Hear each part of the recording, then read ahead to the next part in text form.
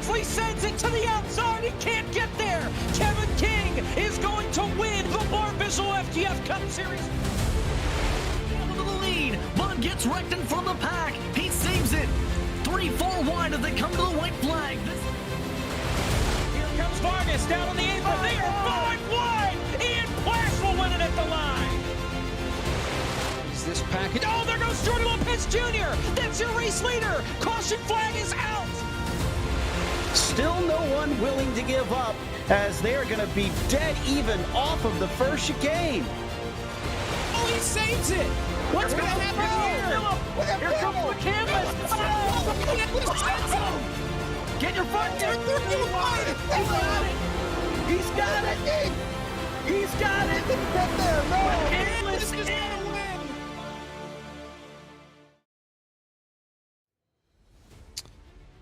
The Barr FTF Cup Series welcomes you to the virtual future Buc-ee's parking lot in Austin, Texas. In Fort Worth, Texas, rather. We're not in Austin. We're not at Coda. We're at the Texas Motor Speedway for the Kick in the Tires 400K. 167 laps from the worst American speedway. Glad to have you with us here on FTF.GG. Jacob Pitts, Caleb Hoffman with you. Zach Johnson, our producer for tonight. Here we go, Caleb. 167 laps. 44 drivers set to go. In reality, this will be better than what Coda could be. I know they've done Coda the last 2 years, and it really hasn't turned out well. So the good news, we're getting we're getting Texas out of the way early. We're done. We don't have to come back here again the rest of the year. Yeah, going full mask off here pre-race on Texas Motor Speedway, but yeah, as you suggest, whereas the Cup Series in real life will go to Texas later on in the playoffs, here we're done. We're going to some fun racetracks instead, like Homestead, Martinsville, Phoenix Auto Club, and then Old Atlanta to round out the season. So this should be a race that happens. That it will. Let's go through our starting grid for tonight's race as the field begins to roll off the pit lane. Ryan Doucette, the Barr FTF 500 champion. He starts on pole, picks up his first pole on this season. Connor Horn starts to the outside in second. Position number 3 belongs to Dylan Basin. Blake Reynolds to the outside. Last week's winner, Wyatt Tinsley, is side-by-side with Sebastian Marin in row 3. Derek Justice, Austin Johnson in row 4. Malik Ray, Cosmin Yoneshu, rounding out the top 10.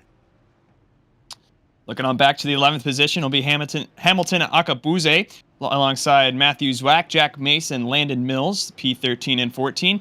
15th position is going to be Chris Wetz. Sean Butler starts alongside him in row number 8. Brian Mercurio in 17th position next to Daniel Buttafuoco, Brandon Cattell in P19, and rounding out your top 20 is going to be Parker White, Jacob. Rest of the field, looking down through here, you recognize some drivers. Logan Helton, former winner here in this series. A lot of recognizable faces toward the back of the field. Some of the drivers that did not make the race, of course, they extended the pace laps, of course, so we're going to do one more. You see Michael Guest, who won back at Auto Club Speedway earlier this year. Frisch and Kevin back there. Brandon Hawken as well. Hawken had to use a provisional to get into the race. Same with Kevin McAdams back there. McAdams, the first one that had to use a provisional, I think, if I have that right. I do. Yes, okay. There's Peel, Malillo, Scott, Eggert, the sponsor provisional for tonight's race. So 1 to green. Notable drivers that did not make the show. Well, Michael Cozy Jr., again, that 99, not on the racetrack, and, well, tough break for driver 99. He has had a rough go to start the season. This is now his 3rd missed race. He has finished 1 race inside the top 30 all season. That was Daytona. He finished 13th there. Missed Auto Club in Vegas on speed. 34th 3 weeks ago. At Vegas. No, I can't read. Rockingham 34th. 32nd last week from Atlanta. And then once again tonight, Caleb, he does not make the show. And it's been a rough season for that 99 and a rough day already. A little bit of contact before the green flag even happened. There was a checkup on the inside lane. Logan Helton Alex Kolonix and I believe AJ Green all made a slight bit of contact. Their noses look good. Everything looks good with them, but scary moment already, and we haven't even gotten to the green flag. Field getting set to go. Here from Texas. With the kick in the tires 400. Yep. 6 sets of tires in the pit lane, 70% fuel. 40, 80, 160, 7-year stages. Doucette leads us down. We're racing from Texas.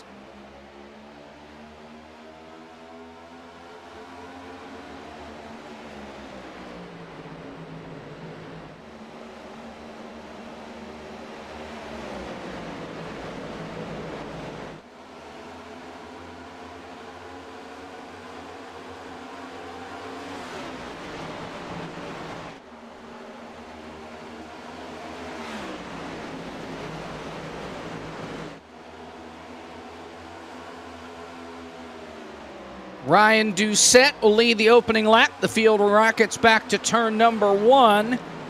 Connor Horn in second, but he has some pressure. Here comes Dylan Basin to the inside through turn 2.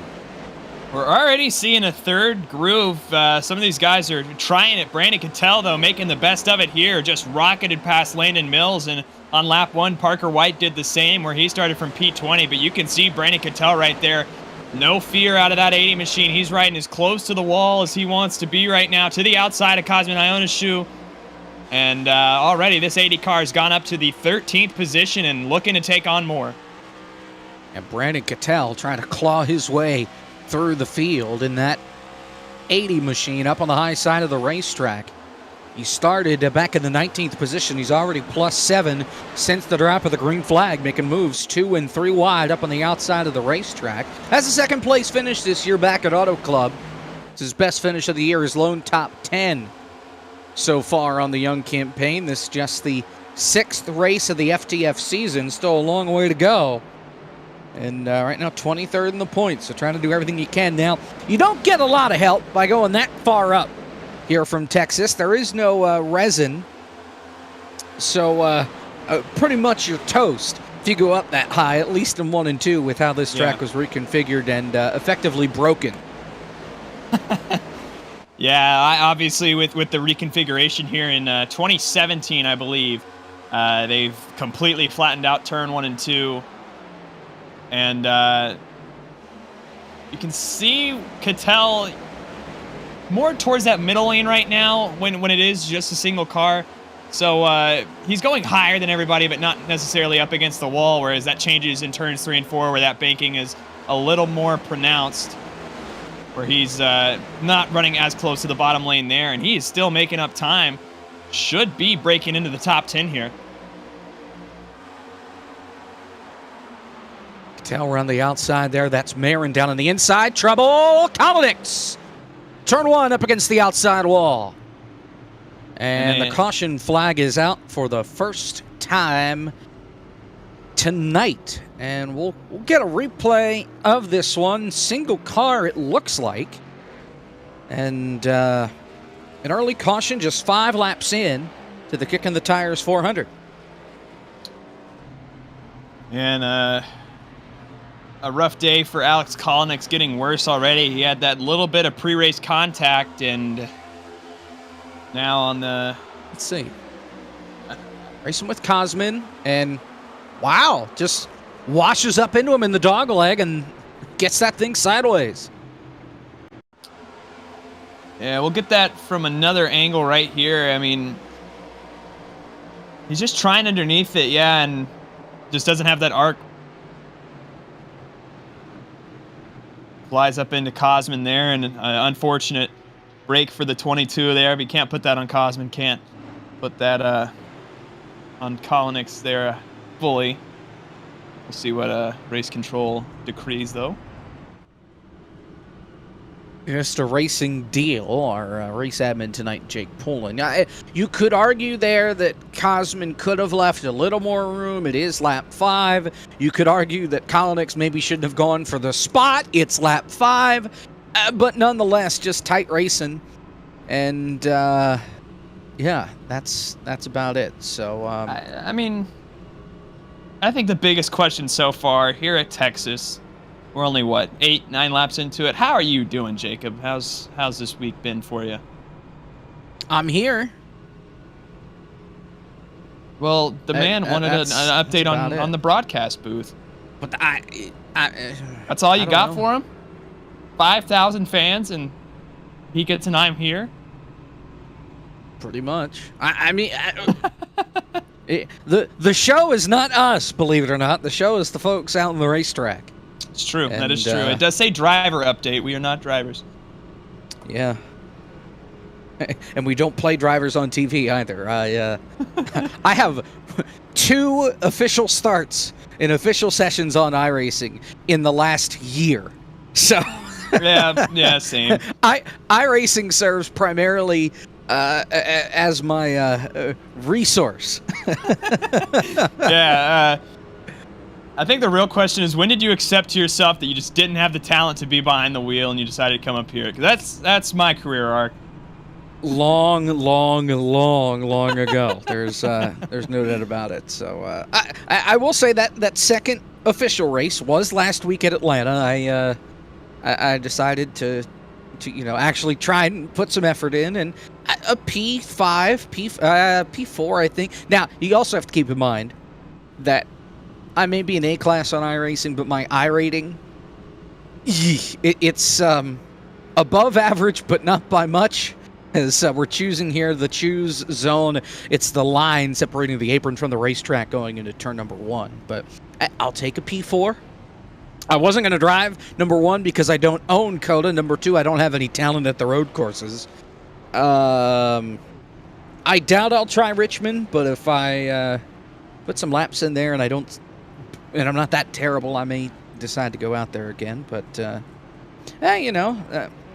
Phillies are looking good. First baseman for hire after Rhys Hoskins lost his ACL in a terrible baseball accident trying to field a play. Yeah, that's about it. The Flyers are horrible. The Sixers are trying their best to be relevant come playoffs here in a couple weeks, and the Titans are bad. Here we go. Ryan Doucette. Wow. Connor. I was wondering if I could sneak that in there. Doucette and Horner on the front row. Well, yeah.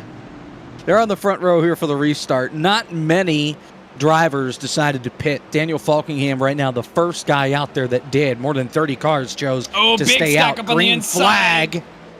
Derek Justice stacking up that inside line. Basin didn't quite get rolling either. He clipped We're the good glass to turn there. 1. Yeah. Underneath these Landon splitters. Mills. It's a good thing these splitters can't quite dig into the racetrack. Otherwise, would have had a Dale Jr. 2014 situation. Nonetheless, down the backstretch, Doucette your leader, Horn in second, Malik Ray around the outside looking for third on Jack Dylan Basin. Well. Sorry, Jacob. We've had almost 4 close calls, near wrecks back here, right around this 12th, 13th, 14th position, and Budafuco hopped out of line to make it 3 wide when they all got stacked up, and he just went backwards. Almost clipped Landon Mills going into turn 1 last time. Then he and Jack Mace made a little bit of contact going into turn 3 that last time. Sean Butler now going to make it 3 wide on the inside there. Keeping it clean for right now, but still almost just a little bit of contact. Landon Mills now making evasive maneuvers around Sebastian Marin, the 48 machine. Still 3 wide for right now, but looks like we're settling down just a little bit here at Texas Motor Speedway. Meanwhile, Ryan Doucette is sliding backward. He's lost lead. He's 3 wide now for 6th. Connor Horn and Basin are side by side for the top spot. Malik Ray and Cattell almost make contact up off the corner. And Connor Horn around the outside will take the lead. Doucette continuing to slide back. He's using that outside line, maybe trying to save some tires.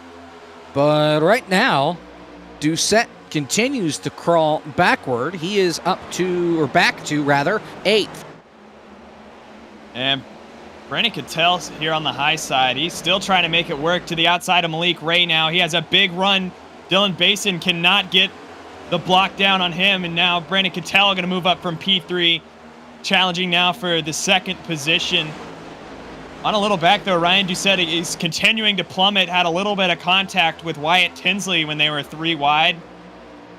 And keep it clean and sorted out here. Another a big update here, points-wise. Coming into today, Kevin King was sitting P3. He is not here tonight. You might notice his Orange Junior Motorsports number 88 sitting in 11th, driven by Austin Johnson here tonight. So, yeah. So Kevin's still getting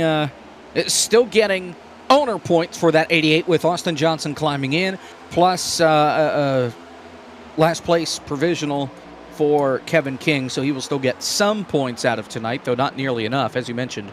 Third in points coming in. Chris Wett's off the pace and up to the high side.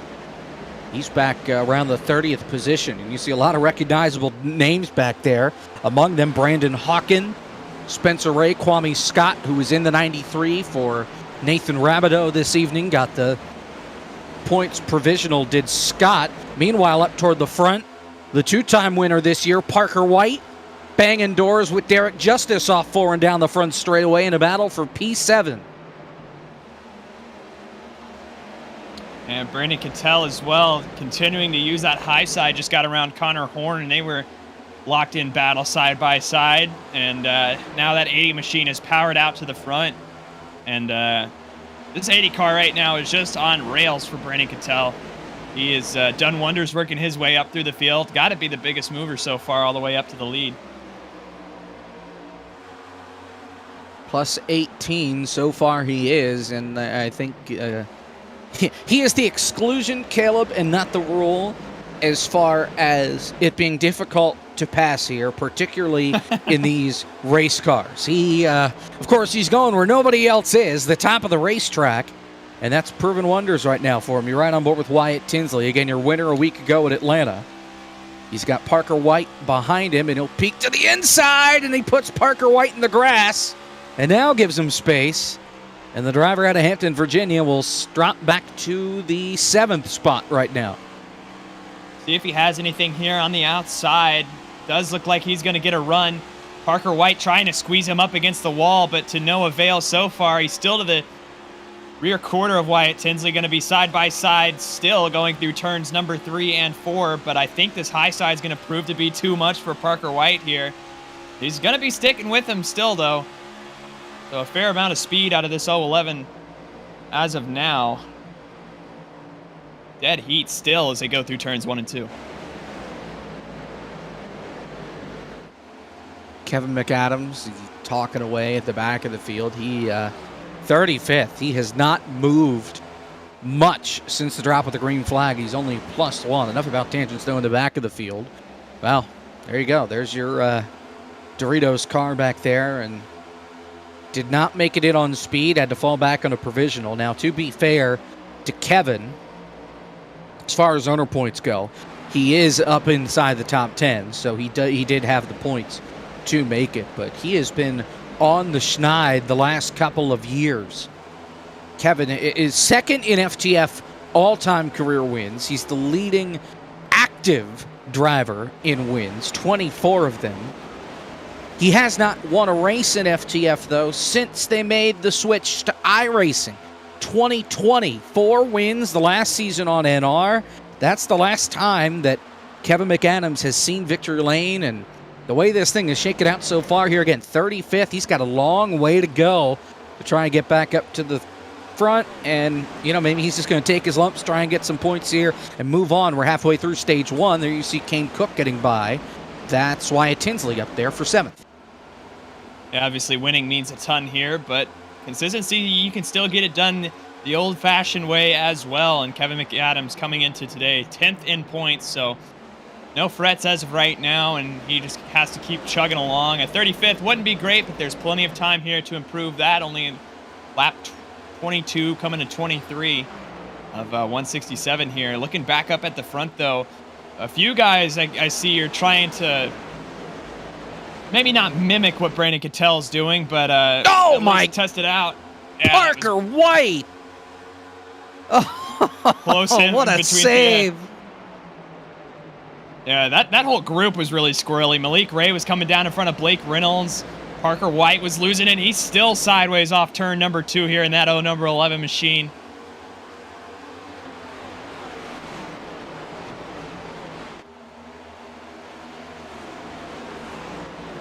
Man, out of control right now, this 011. Kane Cook now going to move past him. Wyatt Tinsley as well. Oh. Yeah, that was a close call there. A little reverse action. Wyatt and Parker just a few laps prior, but it really looks like the handling has gone away on this 011. And you got to think, I've been monitoring the number 80 machine for when that tire wear is really going to start to hit. Malik Ray taking a drop back as well. You almost have to wonder, Caleb, if it's less, you know, just using up your stuff and maybe slip the tires too much. The track temperature right now, far from cool. 124 degrees the track temp, 84 the air temp right now. Humidity low, down in the 35%. And not a lot of wind, partly cloudy skies over the racetrack. Meanwhile, we'll slide back here for just a moment because there is a lot of battling going on mid-pack. Michael Guest throwing a big block on Logan Helton going down into the corner. This is around the 15th, 20th position. Guest is in 20th. And you have a lot of fast cars in this group. Botafuco's just up the road with Mercurio. Akabuze has been fast the last couple of weeks. You've got Marin. He's been fast as well. Falkingham, Helton, Guest. Lawson Peel, he's another fast driver. He put together a good run at Atlanta last week. So a lot of fast cars trapped in the mid-pack right now, and they're just all over each other trying to get around them. Yeah, I mean, tons of guys right now. I mean, looking at the top 5 right now, there's a few unfamiliar names. I mean, Dylan Bason's always quick to tell, and you see Bason now getting around Cattell for the lead. 3 wide for second. Blake Reynolds underneath Connor Horn. Cattell trying to challenge Dylan Bason back again here on the outside. I just don't know if he's going to have the tires to make that work here. Does not look like it. Reynolds will get by Horn for what is now the second position, but side by side with Cattell. Cattell on the outside, Reynolds on the inside, and the retired NASCAR Coca-Cola iRacing Series driver slides it into second. Now chases after Bason with 27 laps complete. And he comes over the radio and says, sorry, guys, I thought we were on a different tire model. And I think this is kind of stepped away from what he expected. And now he's paying the price up on the outside of the racetrack.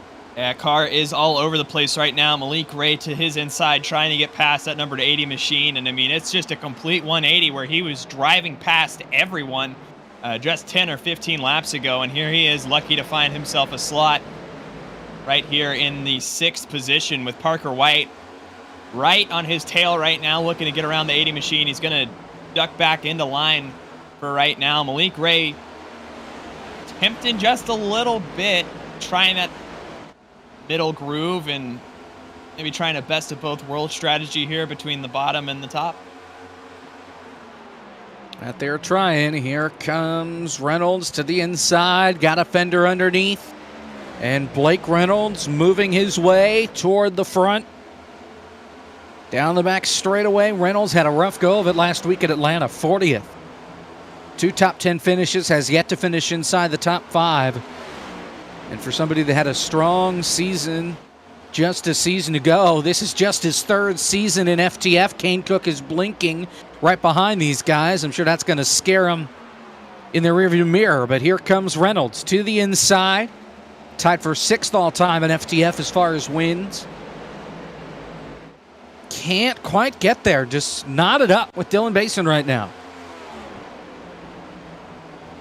And Malik Ray's everywhere right now trying to get around these two. And Connor Horn was challenging for the lead a little bit. Kane Cook did a great job of getting by him now. Parker White's been on a big rebound. That car was out of control just a few laps ago. And here he is trying to advance his position on Malik Ray.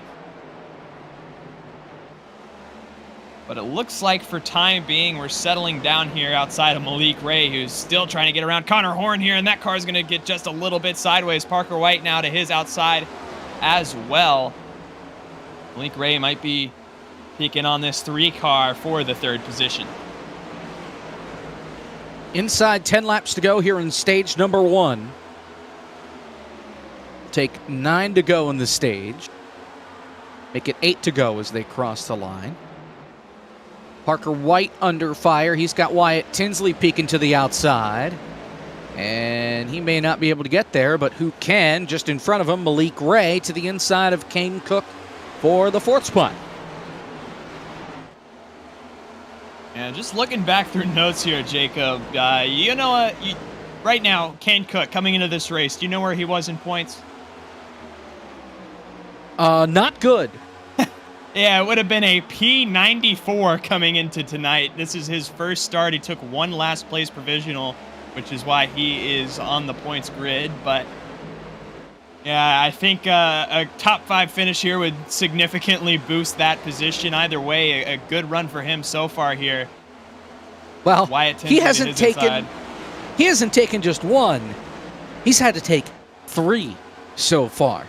Daytona, Auto Club, and then at the Rock. He did not show up for Vegas or Atlanta.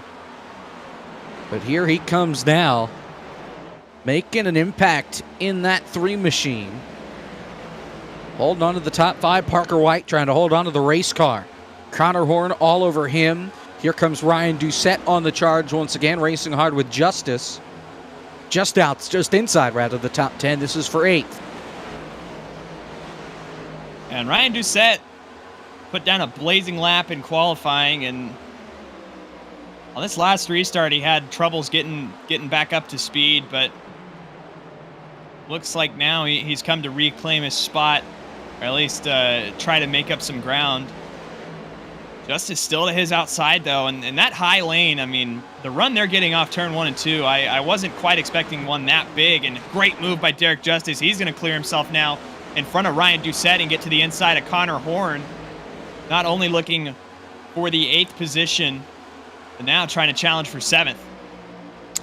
4 to go in the stage. We are in the buffer zone here from Texas, and the kick in the tires 400K.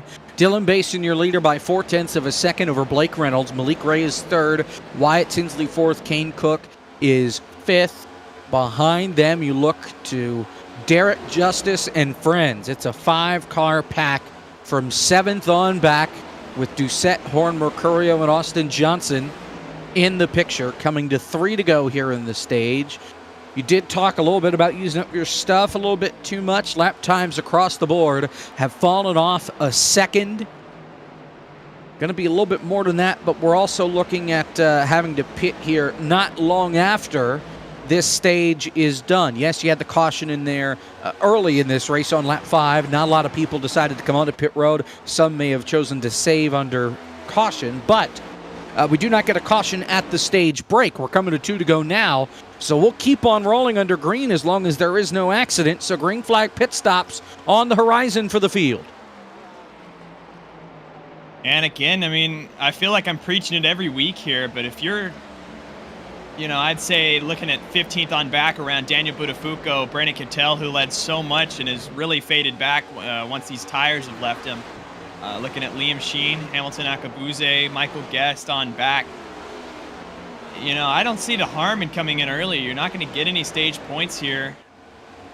Maybe you'll get a little off cycle, but I mean, you have nothing to lose basically. You got to make up ground any way you can, and I feel like being on fresh tires and putting your prime lap times down before everybody else is going to be nothing but beneficial for you.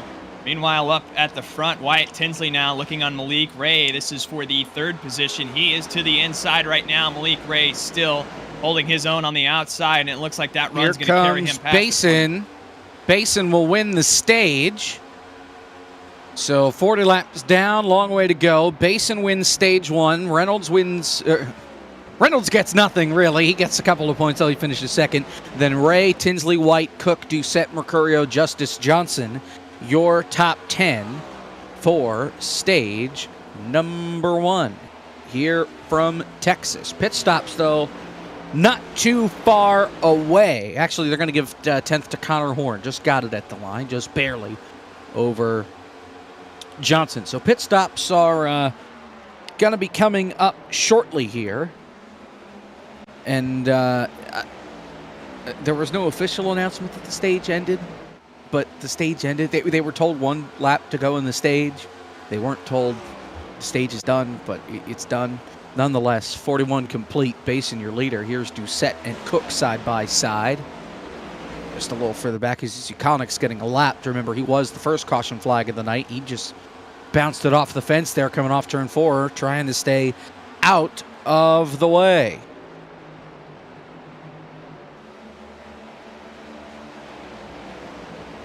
Looking right now, we still don't have any takers.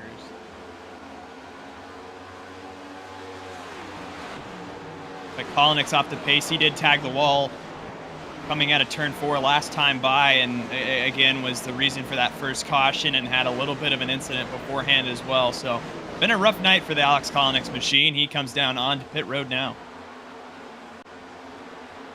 And locks up the right front tire, trying to get it down to speed. He does get it down to speed, though. And you look at Kalnick's this year, he is either been really hot or really not.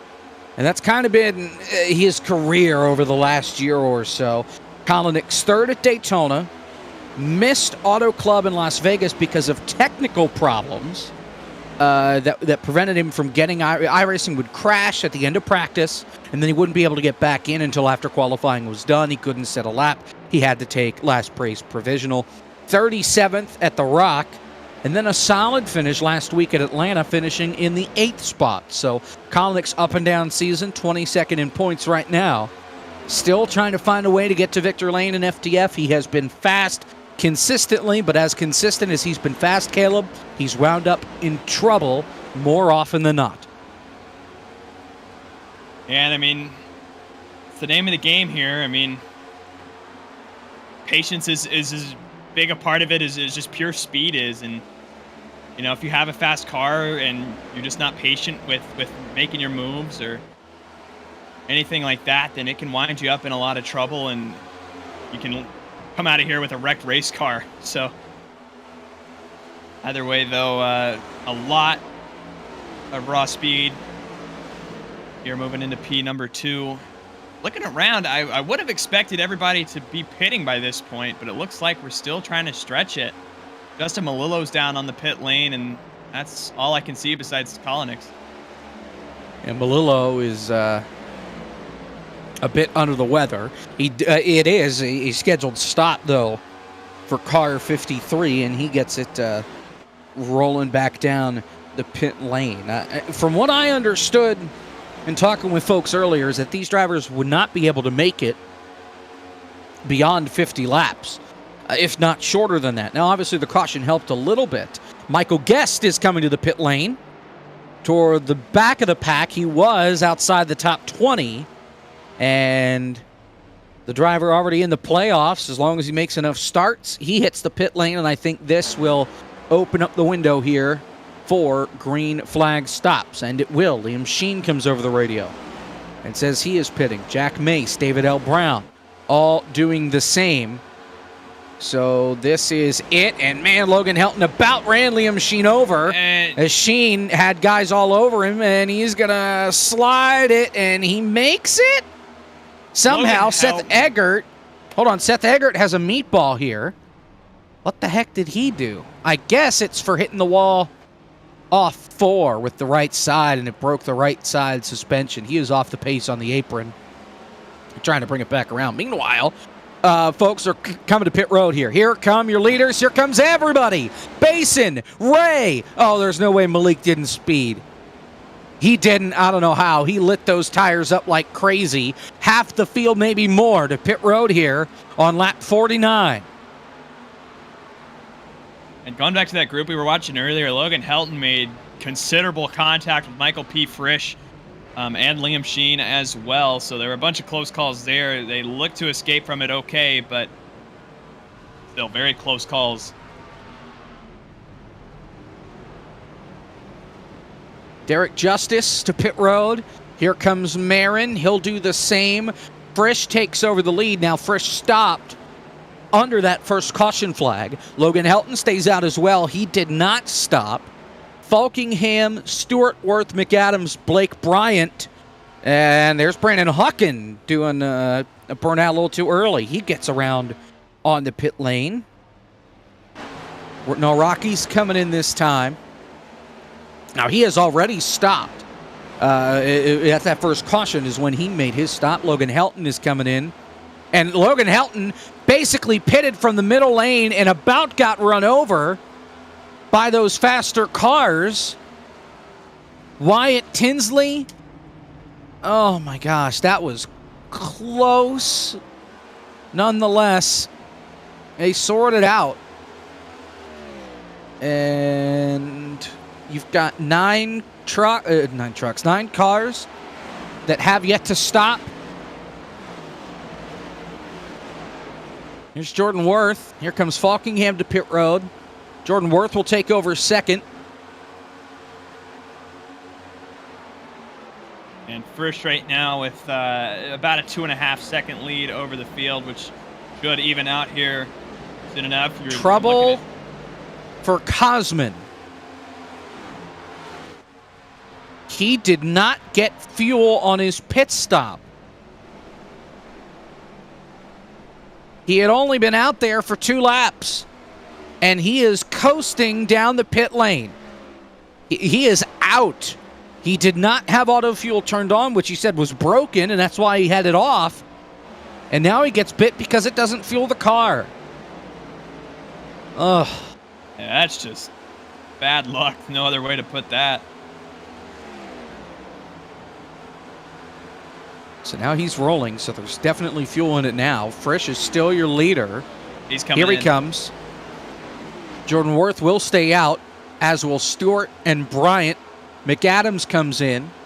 Brown and Rocky stay out. Dylan Basin is currently 8th. He will cycle out to be your leader eventually. Alex Kalnick, by the way, rough go for him. He parks the car. Done for tonight. He will finish in the 44th and last position. Like Bryant comes over the comms and says he's pitting as well.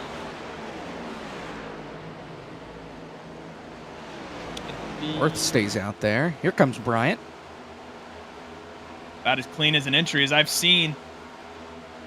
Yeah. Well, he didn't have many cars behind him, and he didn't have cars in front of him, so he had an easy in there to pit road. As Worth trying to get out of the way of these guys. He still has not come over the radio and said that he is coming onto pit road.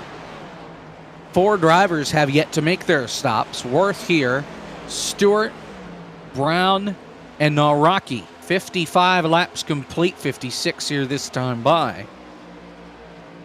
Now, everybody here will be able to make it to the end of stage 2 easily, but they will have to make, more than likely, 2 more stops to make it to the end, since the end of stage 2, again, is lap 80. That's only about, well, it's actually less than halfway in this race. Nate Stewart says he's coming to pit road this time. Jordan Worth stays out for yet another lap. Here comes the Rising Sports driver. Now Rocky will do the same here. So just 2 left. Worth and David L. Brown. Now he's pitting. Yeah. I'm really surprised by how long he stayed out as well. Well, and remember, Worth and Brown both pitted. Well, all these guys that were left, Stewart and Rocky included, they pitted at the first caution.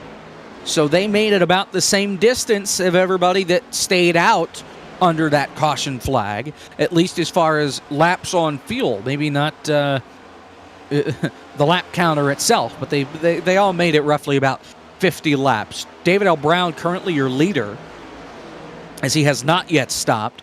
And this is stuff that David L. Brown does, trying to get off cycle and try to win the strategy game. Sometimes it works, sometimes it doesn't.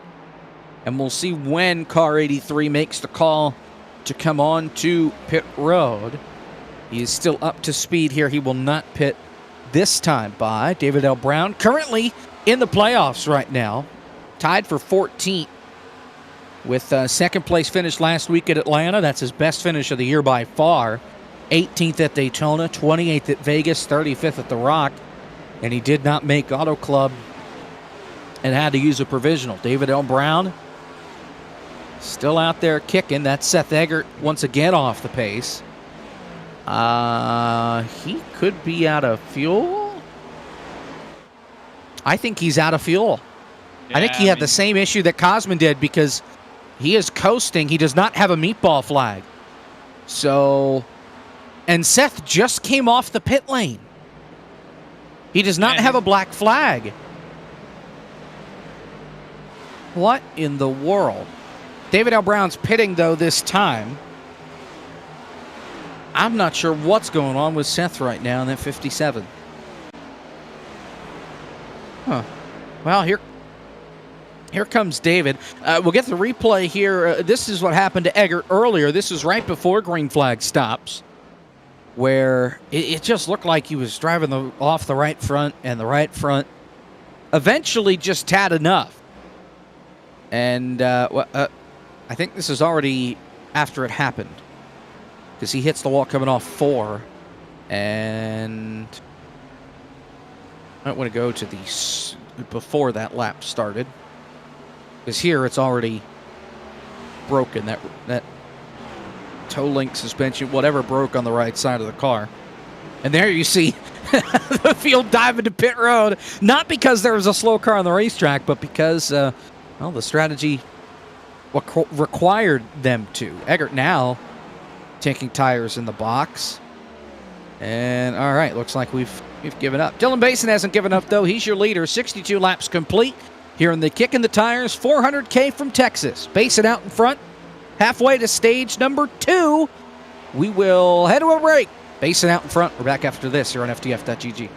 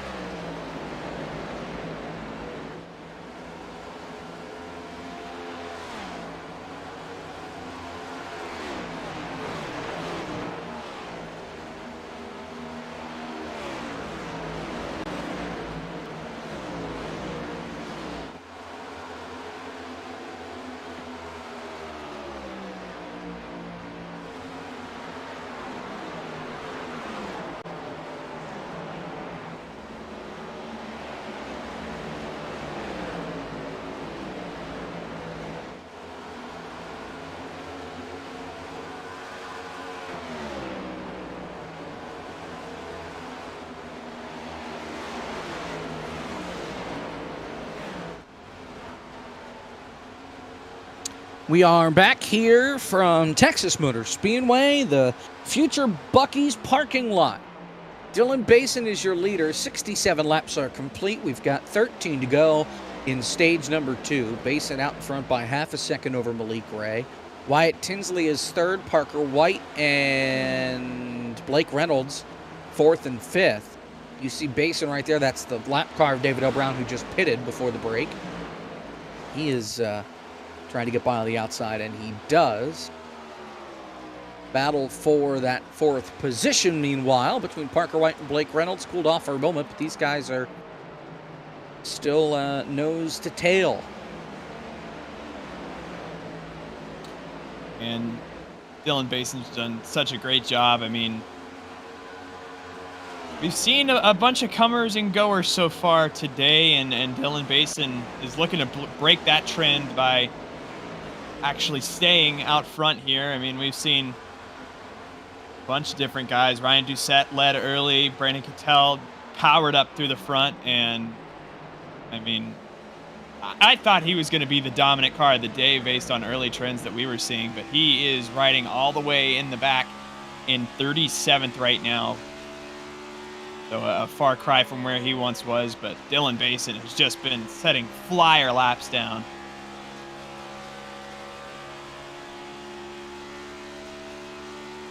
Right on board with the Lakeland, Florida native, which, okay, he's 16 years old. He has been on the sim since 2017. It is 2023. Do the math. We're not good.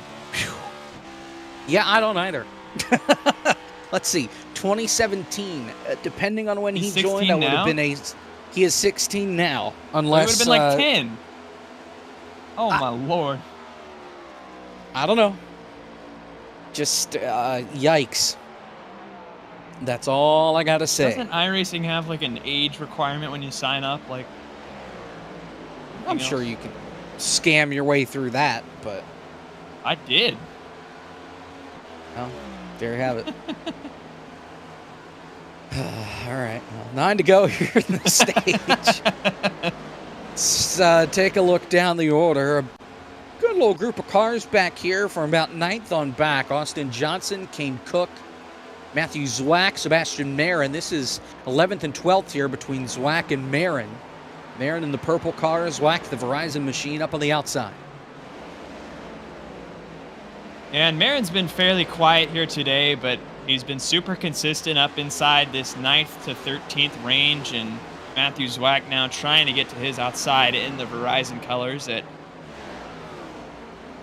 everyone is so familiar with here. Kane Cook was up in that top 5 early, but he subsided just a little bit. Austin Johnson has broken his way inside the top 10, filling in for Kevin King, as we were talking about earlier. Got my eye right now, though, on Brian Mercurio, another guy that's been super quiet so far today, but has slowly but surely been making his way up inside this top 10 now, looking to challenge Parker White for the top 5. Here's Marin to the inside of Zwack.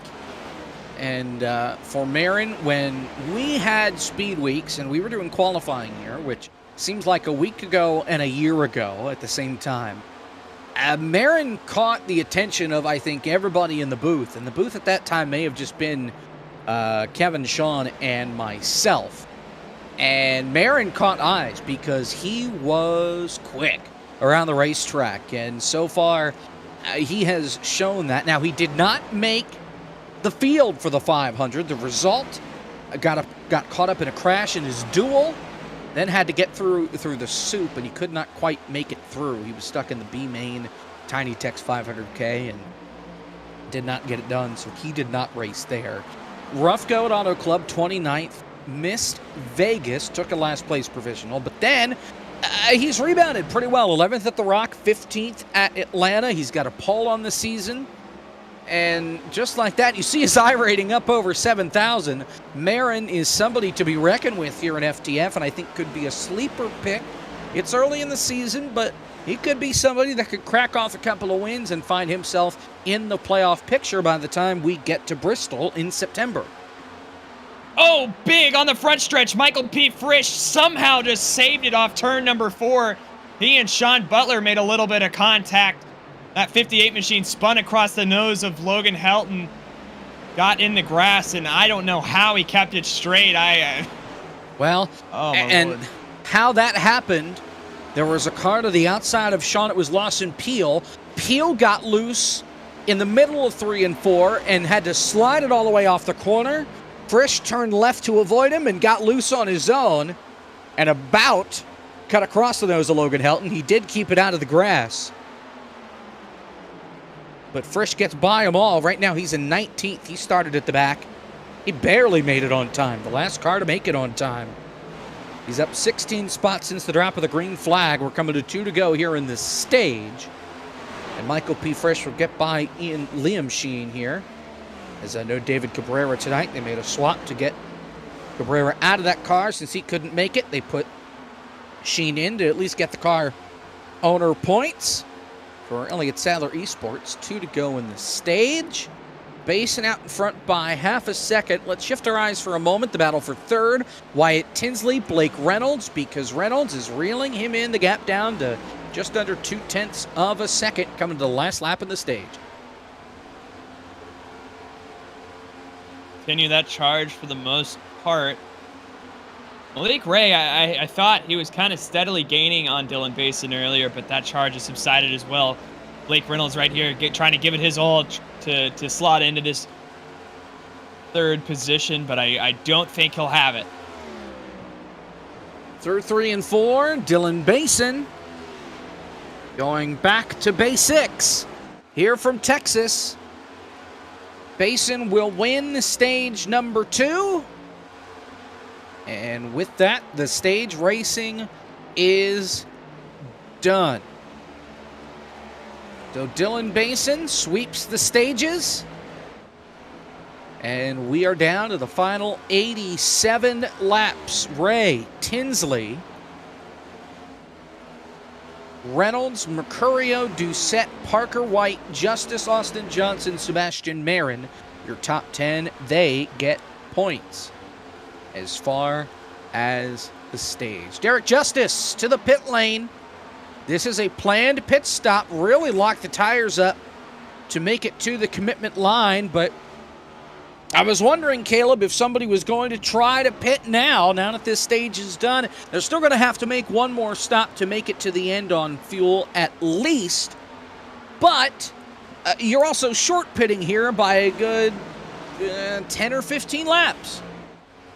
Oh, and Blake, big wiggle off turn number 4 there, but I agree with you, Jacob. Like I was saying before that last set of green flag pit stops, I don't think you really have anything to lose, and Derek Justice maybe pitting from a little bit further up than I would have expected or wanted, but either way, I mean, I love the move here, and I think he'll gain from it here. Not Kevin King, you already got me. Austin Johnson there with Sebastian Marin, yeah.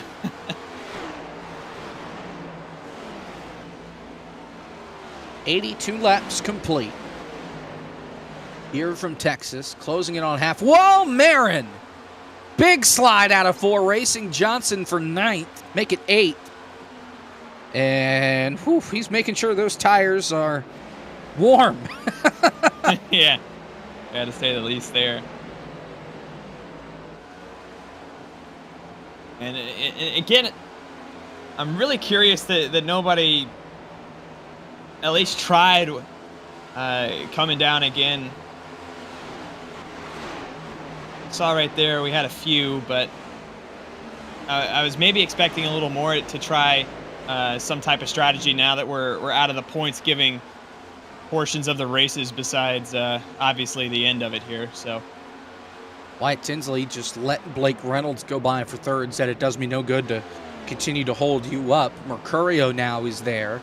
He's brought Ryan Doucette with, and Wyatt Tinsley, his tires the same age as all these guys, and he is dropping backward. The machine comes over the radio, says he's pitting this time, and we'll start to see here how this is going to play out in the long run. Yeah, a little surprised to see Sheehan pit this early, but then again, if it's on the same pace as Justice was when he decided to pull down onto the pit lane. Right now, everybody else staying on the racetrack. Lawson Peel going to make the call. He is in 22nd right now. He still had a good charge of it. He made it in through points provisional. He was up 19 spots from the drop of the green flag from where he's pitting right now, and he gets it to pit road safely. Side by side for 4th, Mercurio and Wyatt Tinsley, and here comes Doucette to the inside to take 5th. And again, I mean, hitting from 22nd, I mean, sure, there's a lot to lose. You know, you're just at about that halfway point in the field, but I mean, again, you have more to gain than you have to lose at that point by at least trying something. And Daniel Falkingham coming onto the pit road now. Falkingham, AJ Green, both making their first stop out of their second stop. Blake Bryant, none too happy. Blake Bryant, actually, tell you what, he about crashed. There you see the result of it. AJ Green said he was pitting. Blake Bryant didn't hear him. Had to turn dead right to avoid. He made contact with Jack Mace, and the 07 of Bryant winds up in the wall. Here it is. And AJ Green did come over the radio and say, hey, I'm pitting. And Bryant said, well, I guess I just didn't hear it then. So now, rough night goes even worse for Blake Bryant. He is down in the 31st position right now. No meatball flag, but not quite have the speed that he needs right now. He's going to pit. And just, again, it's super tough when you're in that position in a pack like that. All it takes is one guy that you don't hear or realize is around you. It just takes ultra hyper-vigilancy, I would say, and being very attentive to everything going on around you. You see Wyatt Tinsley now ducking onto the pit lane here with 77 coming to 76 laps to go. Wyatt Tinsley pits, but he didn't tell anybody, and Justin Melillo about killed him.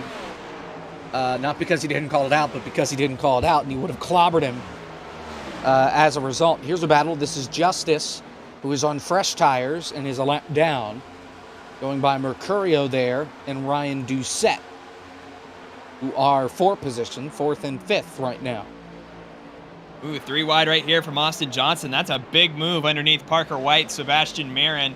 You can see Parker White did not like that, was probably anticipating entering on the low side of the racetrack, but Austin Johnson said, hey, I'm right here. Great job by Parker White to keep it out of the wall.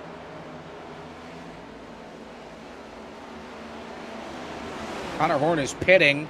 Folks are lined up right behind him. And yikes, that was close, but Connor Horn gets it down to pit speed. Jack Mace has a meatball flag, or rather a black flag, for speeding on pit entry. Seth Eggert once again has a meatball flag, and I think it's because the car was sitting in the box for so long that the engine hand grenaded. Michael Guest, Sebastian Marin, both going to be pitting here this contact time here between White and Buttafuoco. That was close. Oh, there they go! Trouble! Zwack and Kane Cook! Huge hit! Buttafuoco involved! Parker White involved! Caution flag is out for a crash involving race-winning contenders. Coming off turn 4, it was Zwack and Kane Cook that made contact. I think Kane just got loose, and it was on. Buttafuoco and Parker White both with nowhere to go.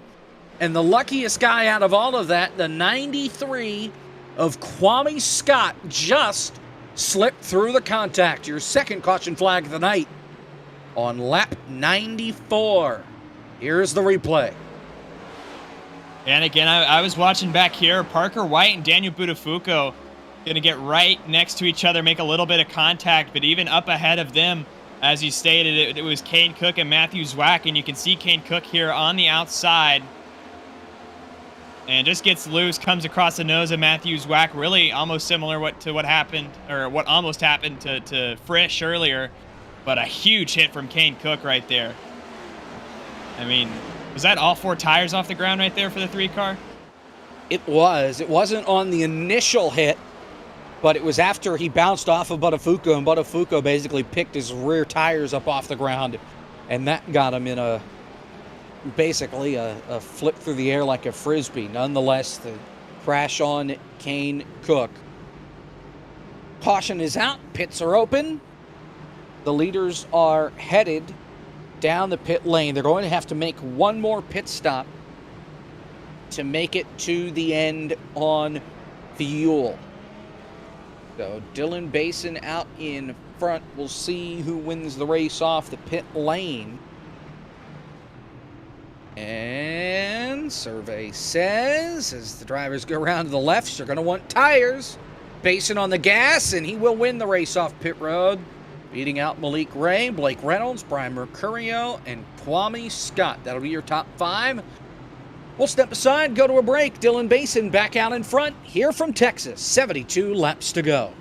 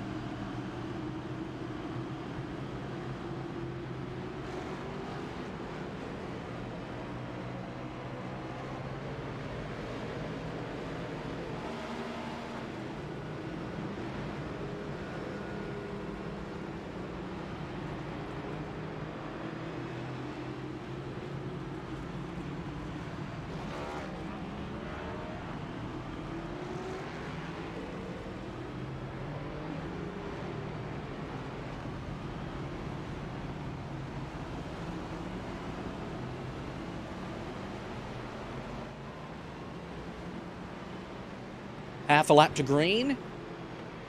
Here at Texas Motor Speedway for the Barr Visuals FTF Cup Series, it's the Kicking the Tires 400K. Dylan Basin is your leader. Field has chosen their line for the restart. We'll get a restart with 69 laps to go. Dylan Basin out in front. He's led the most laps so far tonight. Jacob Hitz, Caleb Hoffman here with you. Zach Johnson, our producer. What's up coming on FTF? Well, a lot. Winstel is somewhere tomorrow at 8. Autobahn, their season finale is Monday at 9:15. The eNASCAR qualifying iRacing series is this Thursday, 8:30 p.m. from here, from Texas. And some cars back in roughly a week and a half. Green flag is in the air, 69 to go. The drivers will have to make one more visit to the pit lane before this race is said and done to make it to the end on fuel. Basin is gone. The field makes their way to turn 1.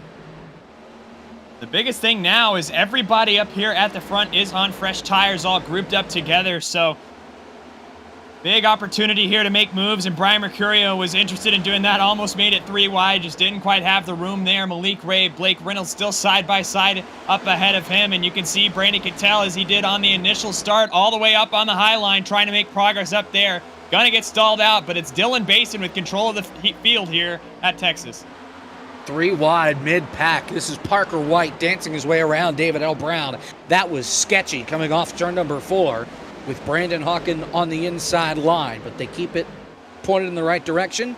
David L. Brown uses the brain and says, yeah, I'm going to get out of that. But 3 wide just up the road. Here comes Nick Miller underneath Hamilton Akabuze. Kevin McAdams is there as well. It's getting tight here off turn 4. They're 4 wide. Oh, my goodness. And they keep it Brennan straight. Hawken kept his They're foot good. in it. Good grief. Corey Carpenter up there toward the outside. He about got sideways, but he holds on to it. And we talked earlier about Kevin McAdams, how he was back in 35th. Well, surprise. P14 right now, wrestling for 13th with Akabuze. And I instantly had flashes of Jeff Gordon here at Texas back in 2010 when you had the infamous big one. Either way, though, they Trouble keep it in the back. Narayan Araki got some help with that crash. Yep. Toward the back of the field. This was around the 27th position. Here's the replay. Watch the 31 here down on the bottom of Liam Sheen. Contact up into the wall, and then Lawson Peel, nowhere to go. And that turns the 37 around, and that brings out the caution. Yeah, just nothing you can do there. I mean, you run out of real estate there on the high side, and nothing anybody else can do. Lawson Peel did a great job keeping that car pointed in the right direction, as you said. Just a slight bit of contact up into the wall, and you can see that secondary bit of contact where Lawson Peel just doesn't get quite checked up enough, gets back into Ryan Araki and sends him around. So it's a tough break right there, and we find ourselves under the 3rd caution of the day. And I feel like we've gotten to our regular scheduled programming a little bit early here. We've been on a trend the last couple weeks in FTF where it's like 20 to go, we'll get one random caution and then just have a slew of them here. And we might be in our cautions breed cautions territory of the race here. 65 to go. Big move from Dylan Basin there as he opts to stay out, as does most everybody else. Yeah, you pit here, you're still not going to be able to make it to the end. You're what, 65 laps away from the end. They can only make it roughly 50 laps on a tank, and that's with the caution that they get here. So they're still going to be short. Racing deal is the cause for the contact, no specific fault. So Dylan Basin continues to lead this race, and Basin on the season, up and down, really. As of now, in the playoffs, 14th in points. He's missed the last 2 races at the Rock and at Atlanta. 4th in the 500 at Daytona, a rough go of it at Auto Club 35th, a 3rd at Las Vegas. And, well, it's been one of those seasons for Dylan Basin, and I'm sure he'd love to find himself in victory lane and with a shot of making the playoff. And again, you said the cause of that was the racing deal with no fault given to either driver. I know earlier tonight we had a slight bit of contact, I believe that was called on Dylan Basin in the 04 earlier, that first caution. I mean Colonix. But either way, that was a racing deal. Well, for that first one, yeah. And the only one that's really had cause was the crash with Kane Cook. Everything else has been racing deals so far. It also helps that we've only had 3 cautions. As far as rec score goes, and how rec score works, it is pretty simple in the grand scheme of things once you're exposed to it every now and again. So here's how it works. You have a clean race. Your rec score goes up by one. The highest it can go is 5. If you cause an incident, for each caused incident, you lose 2 points. For multiple shared racing deals, you lose 1 point.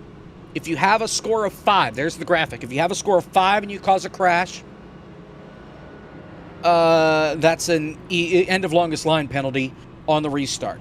A score of 4, you cause a crash, you drive through the pits a lap after the restart.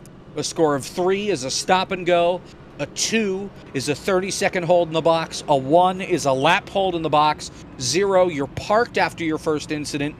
A score of -1, if you cause anything there, you are parked and suspended for the next week. Most drivers are doing okay. There are a couple that are in trouble. Amongst them, Cosmin Yoneshu, -1.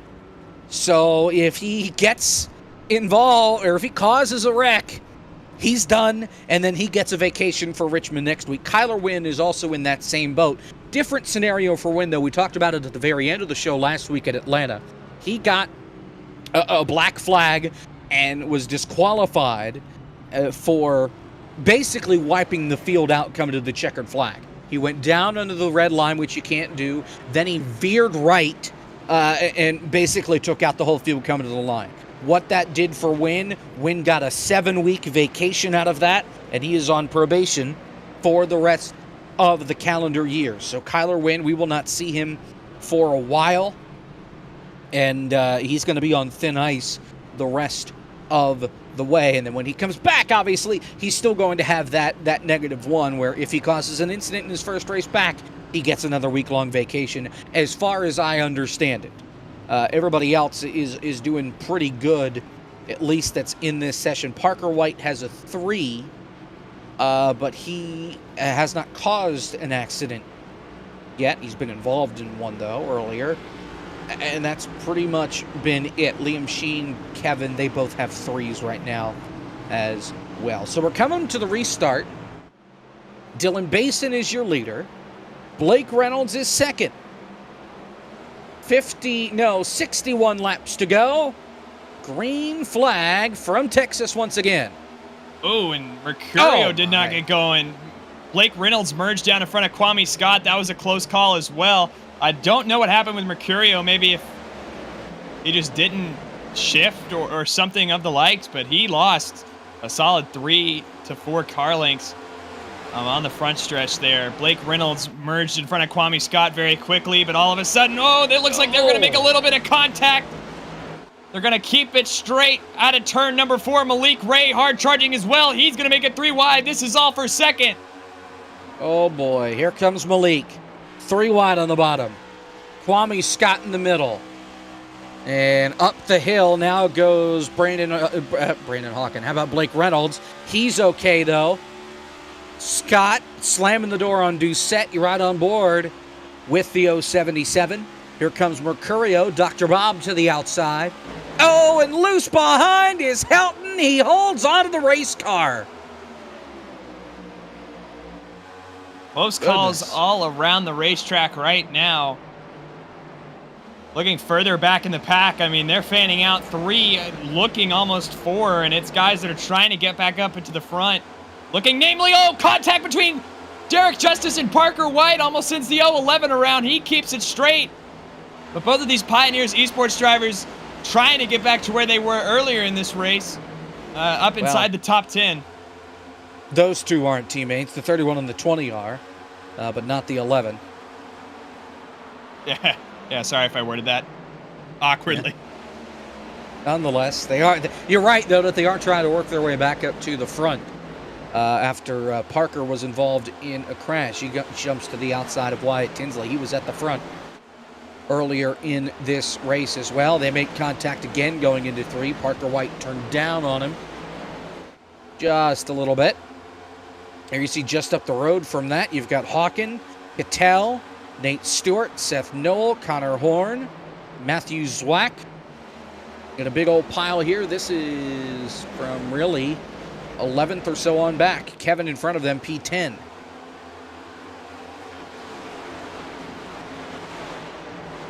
Everybody right now on these fresh tires. Almost just feels like open season at this point for everybody. I mean, lots of aggressive moves being made throughout the pack, and on this run right now, most everybody is running Trouble as fast. in the back. Wyatt Tinsley, Parker White up against the outside wall. Another one there as well. Liam Sheen. Another car is around. Corey Carpenter up against the tire barrier on the inside. He has a fair amount of damage, and it was once again Wyatt Tinsley and Parker White slamming on each other, and that causes the crash. So these two, we saw them make contact the lap prior, man. and here it is down the front straightaway. They touch, and Parker White says, you know what, I've had about enough, and turns into the right door, and they go up to the wall, a hard hit. Nowhere for Sheen to go, nowhere for Cabrera to, not Cabrera, I know who you are, Carpenter. And Carpenter winds up eating tire barrier down against the inside wall. Man, just a hard hit from Wyatt Tinsley right there. And I mean, we saw that brewing. Carpenter got loss in peel as well as he was coming down, trying to straighten the race car out after he slapped the outside wall, I believe. Yeah, suspension broken on his car. That's why he couldn't control it. Parker White is given the cause. And what that's going to do for Parker White, as I mentioned, he's got a 3 as a wreck score. So Parker White, with that 3, he gets a stop-and-go penalty. And watch the 38, hits the wall, and then he comes back down. His steering's broken, and he comes down and hit peel. For a producer, I talked about that. We didn't see it, but I did mention that it happened. Field's on pit road right now, and just about everybody is stopping. There are a few exceptions, though. Cattell, Guest, Buttafuoco, all staying out. Everybody else, though, is on the pit lane. So as I mentioned here, Parker White gets a stop-and-go penalty on the restart. If he causes another one, that's going to be a one-lap hold, and then he is going to be in trouble. Because he's on thin ice then, and he'll have a -1 going into next week at Richmond. And, well, for Parker White, don't think he's going to get involved in another one because that car is pretty broke, and he had to tow it back to the pit lane. Wyatt Tinsley has gotten out of the car. He is done for tonight. And not really a shock there. I mean, Wyatt Tinsley, Parker White, they were exchanging blows to each other for a few laps leading up to that incident there. We saw going into turn 3, they made a little bit of contact, and then just all around the racetrack, it seemed like they were just going back and forth at it. And like you said, eventually Parker White said he had had enough and just turned Wyatt Tinsley there. So now, I'd like to point this out. They are Norris Force teammates. They are in the same Discord channel. We could talk to both of them right now. Why don't we talk to both of them right now? I did not know that both of them were here. I scrolled down and I'm like, wait, they're in the same Discord channel. Huh. I started digging through my notes, and sure enough, they are indeed teammates. Let's talk with both drivers. And Wyatt, we'll start with you first here. Wyatt, what happened? I've been egoed. by Parker White. What does that mean? I don't know what happened. I looked at it. We were kind of just going down the front stretch there. And I guess he just wrecked me. It's all. I mean, we're both locked into the playoffs. I mean, we're kind of both just fighting for the regular season title at the moment. But that really just, it is what it is. I mean, we all have hard racing fun. I'm not worried about it at all. Parker, how about your side of the story? What happened? Well, we're going down the front. We made contact, and with the new damage model, like, we can normally just hit each other. So I came down a little bit to try to, well, not necessarily side draft because he's already even with me, but we make contact, and my left front wheel hits his, and it just shot him to the right. So, like, yeah, that's definitely on me, but I've actually never seen the new damage model do that before. Well, more of the story. Give Parker White enough room where he can do that. I don't know. I'll hope our other Norris Force teammate wins the race. But I'm not running the Derek Justice scheme anymore. I'm gonna go back to white next week. Wow. Unlucky. No, Wow. I'm just joking. It was fun for the first stage. I think I might be ahead of him in points now because I might have got enough points to be ahead of him in points. If not, oh well. We will see. But guys, the night pretty much done for you guys for tonight. But we'll see you next week from Richmond. Best of luck. You're Yes, up. let's do that. That's Wyatt Tinsley and Parker White, teammates at North Force. That yeah. Oops. Yeah, not mean-spirited as I thought it would be, but they're both cool with it. Like you said, they're both locked in. So that's the benefit of winning here is the rest of these races. I mean, you're just out here to try to collect some points and, as Wyatt said, battle for the regular season championship. But when it comes to a full long season title, both of them already have their tickets punched onto the round of 16. Seth Egger, by the way, the sponsor provisional, he has parked the car for the night. He had a good amount of damage and a meatball flag to his 57 machine. Has decided just to call it a night. Tough go for 57 kicking the tires Chevrolet. 51 laps to go. Fourth on back. Might be able to make it. The top four, they're going to need some help to make it to the end. Green flag. They very well could get it if we get another yellow here, but that remains to be seen. Brandon Cattell, big move again. We saw he had speed early on in that first run when he powered his way up through the field. He's looking to retain that this time instead of falling all the way back to as far as 37th as he has been today. Michael Guest has had a quiet night. Daniel Buttafuoco to his outside right now. That battle is for P2 as they continue to sort things out behind him. Guest on the inside, Buttafuoco on the outside. Remember, Buttafuoco was involved in that crash a little while ago, but so far that car shows no signs of slowing down. Ryan Doucette behind Dylan Basin. Basin, who has led the most laps tonight, won both stages so far tonight. And Basin looking for his first win in the series. On the outside, here comes Doucette, the 500 winner to the bottom, and the outside reigns supreme back to one. Looking at Brian Mercurio, he's now to the outside of Sebastian Marin, challenging for the 7th position here, and this is the first battle side by side here up inside this top 10. Few cars further back, making some evasive maneuvers. We call that blocking.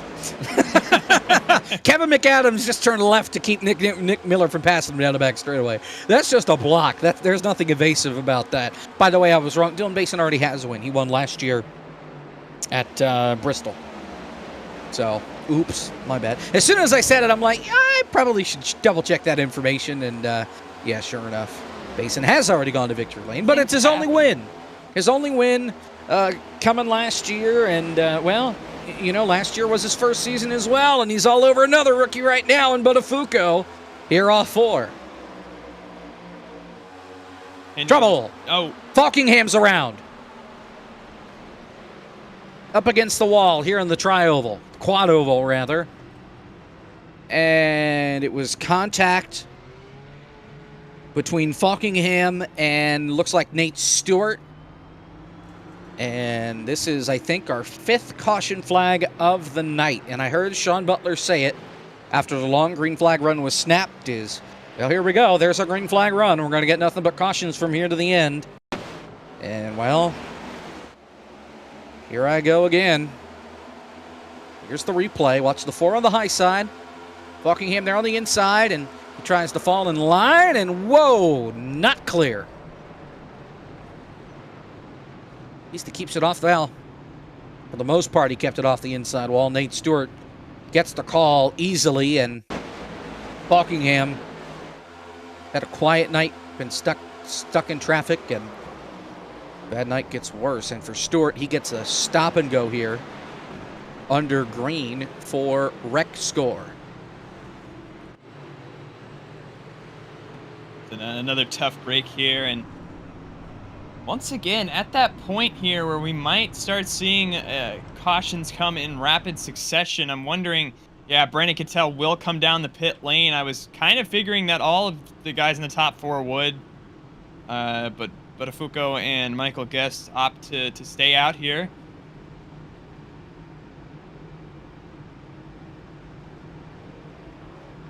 The pits are open. Split decision here. Yeah. Amongst guys that pit, amongst guys that don't. And you pit here, you can make it to the end. Yes. No matter what. So I think it's a slam dunk. You come down, you get your tires, you get back out there, and, you know, if you get a green flag run and then get a late caution, maybe you come in again and think about tires. Otherwise, this should be really your last trip on pit road. And, I mean, I don't know about this from everybody that decided to stay out. I mean, it could very well play out in their favor. It just kind of depends on how the cautions fall. I think here, looking around, everybody up front only on, you know, lap 10 or so of their stint, besides, again, Guest and Buttafuoco are a little bit deeper into their run at 20 and 18 laps into it. I'm just, again, I'm kind of confused as to why they wouldn't take this opportunity here. Like you said, with that window being open to where you can make it to the end, it's just kind of puzzling, I think.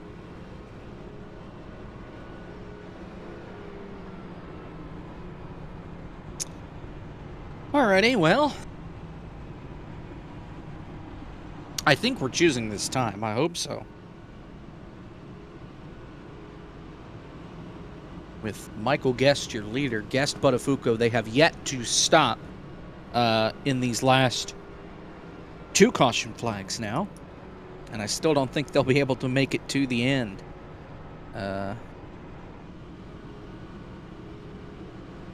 Trey Young is a child.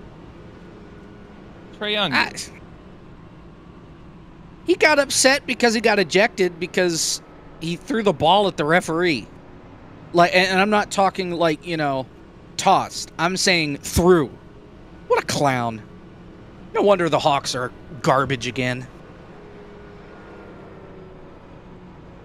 Once again, another great Ohio State product.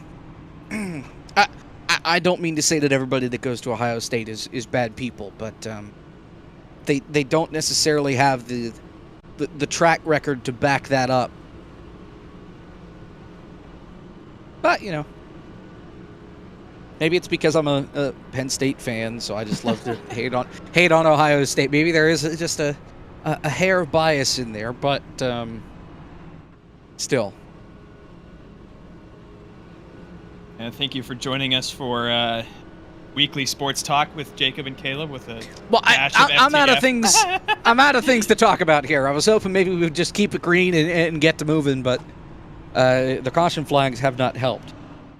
By the way, Gonzaga, they're going to be Gonzaga here. They are getting slaughtered. Yeah, poor old Tennessee got bounced by Florida Atlantic of all schools. So. And they are still alive.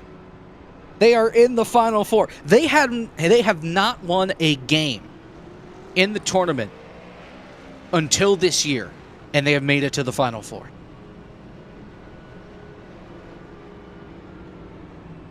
It's incredible what FAU has done. And I like the underdog story, but UConn, they're definitely not all bark and no bite when they play next week. And the Sixers are losing. It's all right. They're a fourth quarter team.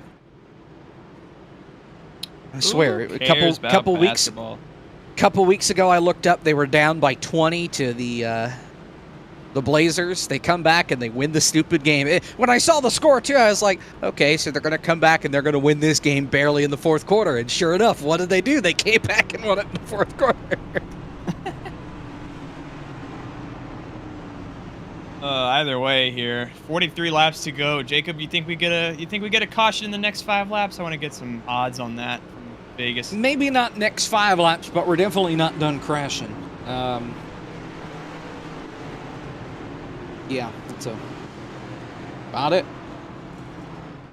So Guest is your leader. He picked the outside line, but Buttafuoco on the bottom. Mercurio, Ray, Reynolds, oh boy, that outside line yeah, big stacked up. They did not get going at all. They did not wipe out. Yeah, but you can see him fanning out in the back. I think that's Ryan Doucette all the way up on a third lane now with Cattell to his inside. They got to get this all figured out here. They will. Nate Stewart will have to serve a stop-and-go penalty here for bringing out the last caution. And he will do so right here.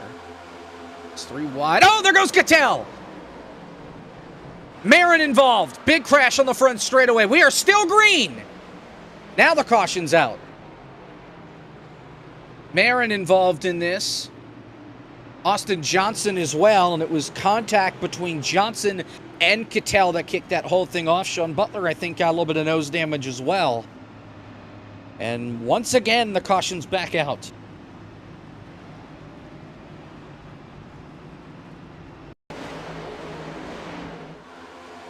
And I wish I was a betting man at this point in my career with that one. And again, you saw just getting stacked up. And I think all of that, honestly, is a cascading effect from that outside lane getting stacked up. I mean, that just sent everybody into disarray. And you can see Brandon Hawken, I'm on the Jacob right now. Brandon Cattell all the way up against that outside. Makes a little bit of contact with Austin Johnson and just sends Austin Johnson up back into the pack. And everybody does a great job behind them of not getting collected in that. But either way, under caution once again here from Texas. That we are. Net code is the cause, so just a racing deal.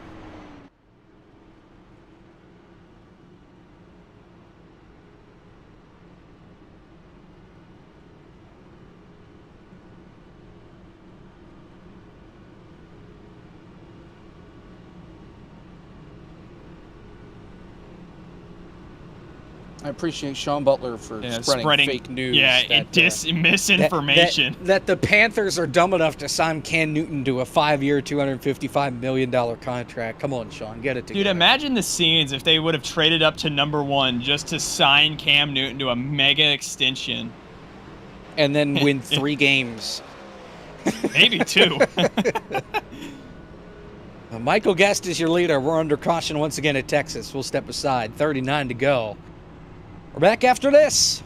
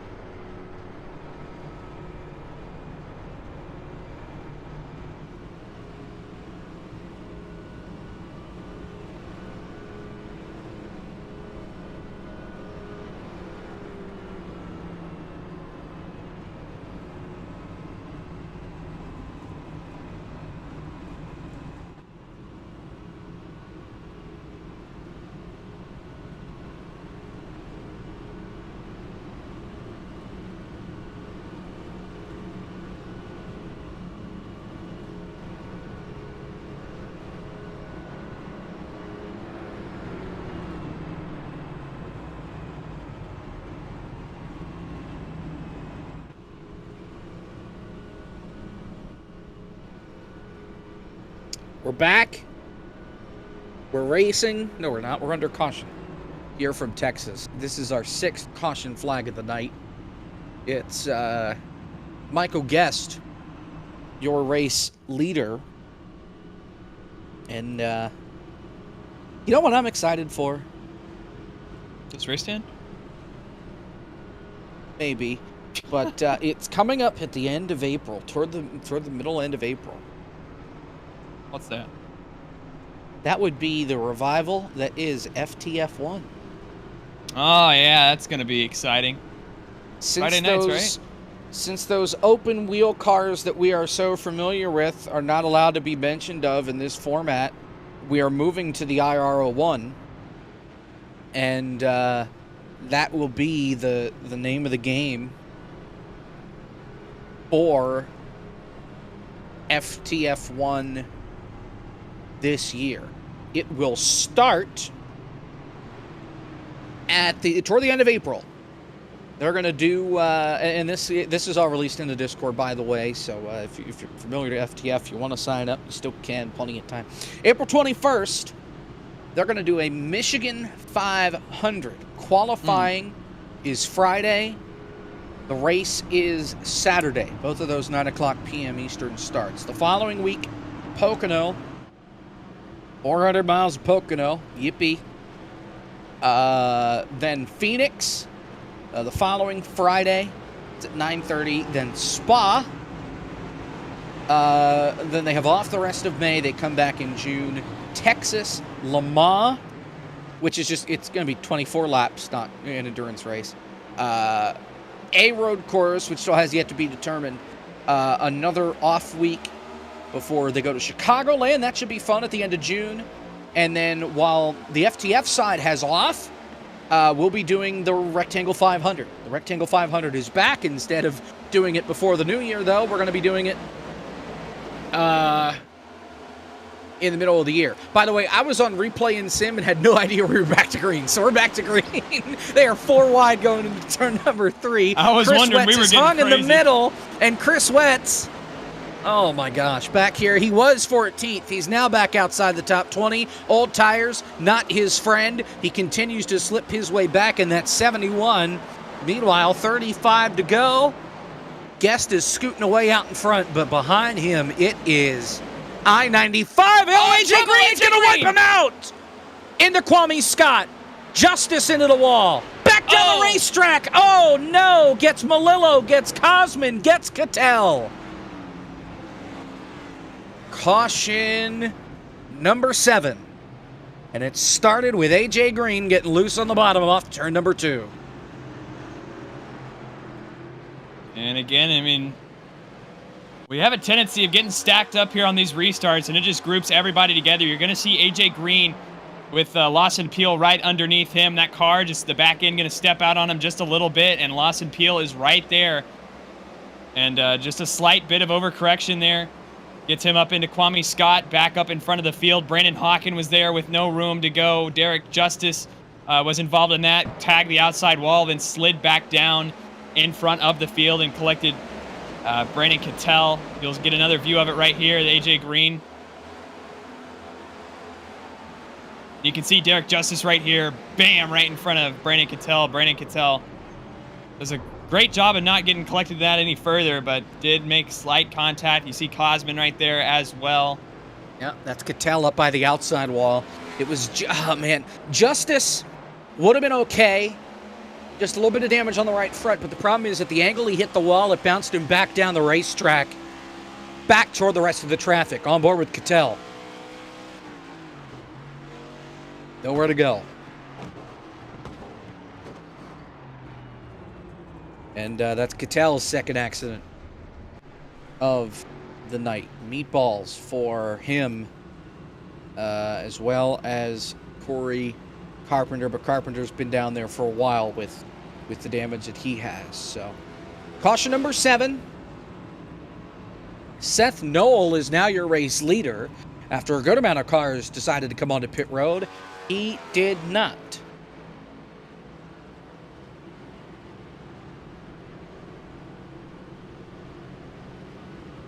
And we touched on it a little bit earlier, but for our Sean Butler driver update, he is running in the 13th position right now, has been quite talkative over the voice chat here. As of recently, we talked about how he was spreading fake news about Cam Newton. He was talking to Seth Knoll a little bit, our race leader. You can see right now, after starting 16th, is been up and down night for Sean Butler. He's been quietly up in that 10th to 15th range, but hopefully he can get it turned around here in the last 33 laps, Jacob. All right, so I'll finish off where I was talking about here with FTF1, since I was rudely interrupted by the green flag coming back out. So let's go back to June. So June, it's Texas, Le Mans, and then a road course to be determined, Chicagoland at the very end of the month of June. Then FTF has their doubleheader at the Chicago Street Course and Chicagoland. Then they have off the rest of the month. July 8th is a week off for everything. The 15th and the 22nd, they're bringing back the Rectangle 500. Qualifying being the week before. The race, July 22nd. That's a Saturday, 9 o'clock Eastern. And I don't know if we have floated it out to one Joey Tebbin, but revive the booth from December, from the last Rectangle 500. The season wraps up. Another off week as the Cup Series is back doing their doubleheader. August 4th, which is a Friday night from Watkins Glen.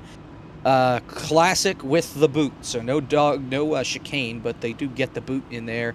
And then the FTF.GG 500 wraps it all up in the middle of August, pretty much right before school starts, from Auto Club, the way it ought to be. And that's your FTF1 schedule. Michigan, Pocono, Phoenix, Spa, Texas, Le Mans, a road course, Chicagoland, Indy, Watkins Glen, Auto Club. Meanwhile, back to reality here. Brandon Cattell has parked it. So has Corey Carpenter. Carpenter was already out for the last 30 laps or so, but now Cattell has bitten the dust after being involved in that last crash. Lights are out on the pace car, and we will choose this time. Choose. The bottom will go Knoll to the, Peel, I'm sorry. Knoll goes to the outside. It was Peel I saw. He goes to the bottom. Basin jumps up to the outside as well. Our schedule here on FTF.GG for the Barr Visual FTF Cup Series looks like this. Richmond next week for the second annual Justin Melillo. Bristol Dirt the following week. Yuck. Talladega. Twin 250-kilometer races at Talladega. A week off. Then Dover, Kansas, Wilkesboro, another week off for All-Star, for the real-life All-Star. Then our All-Star at a track to be determined, the 27th of May.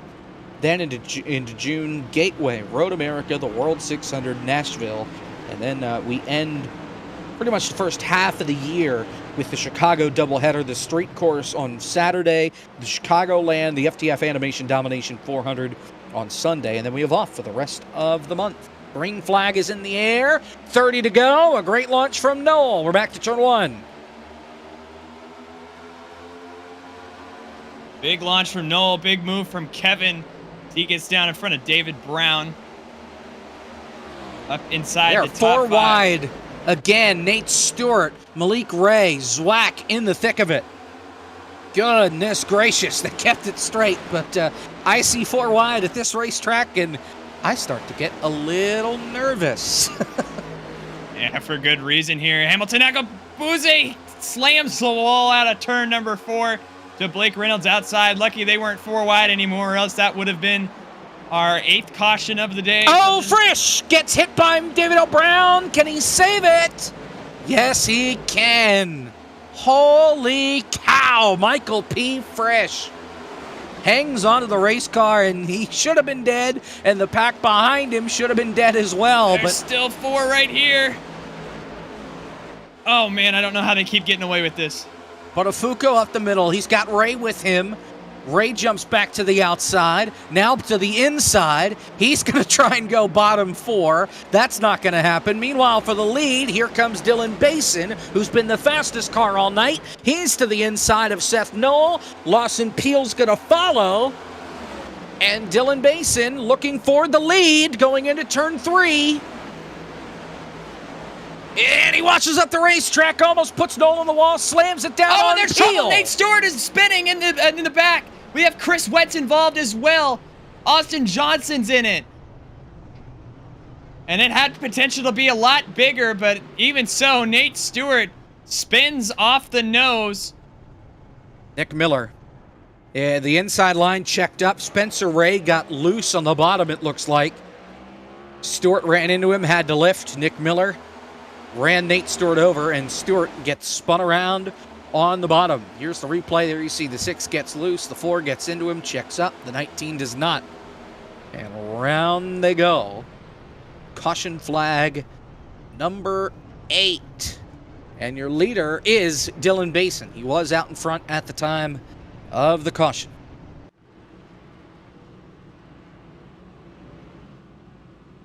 Chris Wetz unfortunately had nowhere to go as well on that, but coming to 26 laps to go. Racing deal. So, 2 cars will get the blame there, I think. Shared blame.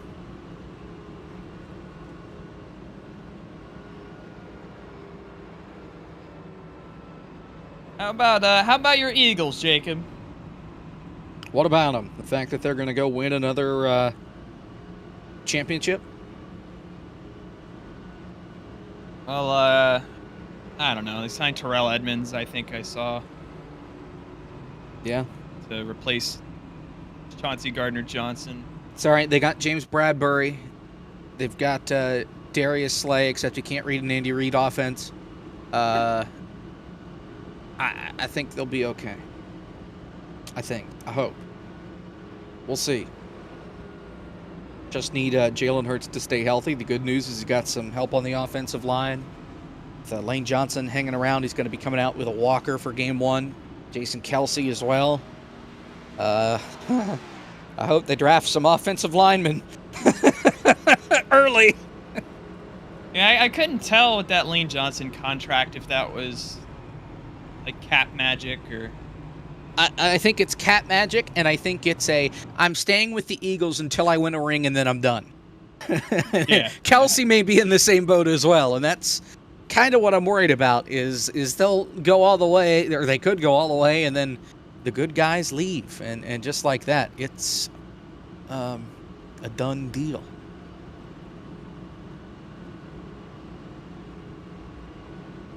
Yeah, either way, they've been making some moves. The Falcons have been doing nothing. They signed Jesse Bates. That was like day 1 of free agency. That was pretty fun. Yeah. Nothing else. Tennessee. Very excited to see not Marcus Mariota, because he's with the Eagles now. Yeah. Who the hell Yeah, is fun. the quarterback of the Falcons? Desmond Ridder right now, but Oh, it's been I'm like, somebody knew that. Yeah, okay. it's been fun Yeah. because everybody thought they were gonna trade for Lamar Jackson, and now I think Benjamin Albright in Denver said that the Titans were gonna trade for Lamar. So it's been hectic. Not even the Ravens are going to get Lamar. It's over. Nobody's getting Lamar. He's just not playing. Nobody's getting Lamar. Yeah, he's going to go. He's going to the USFL. Who is hating on the Falcons in chat? That might be a ban. Art Reimer is on the correct side of this one. Never Do me like forget that. when the No, Eagles don't even made say it all it. the Okay. when the Eagles made it all the way. They beat the Guess Falcons. who they I remember. beat? Yeah, I I was going remember. to say, guess who they beat to kick that whole thing off? Dude, I remember going into that game like being like Nick Foles, like we're gonna be fine because we were coming off of our and that Super was Bowl Nick appearance. Foles' worst game of the whole playoffs. It only got better from there. Yeah, and they had a chance. The Falcons marched down the field, Matt threw a bullet to Julio in the back of the end zone, and it bounced off his hands. And I've never been more heartbroken in my life. We have a Saints fan in chat. Have fun Really? in irrelevancy for the next 5 years. You weren't more heartbroken 28-3? No, I was that still to this day affects me. I saw a replay of Super Bowl 51 on NFL Network the other day, and I just turned my TV off and went and did something else because I didn't even want to think about it.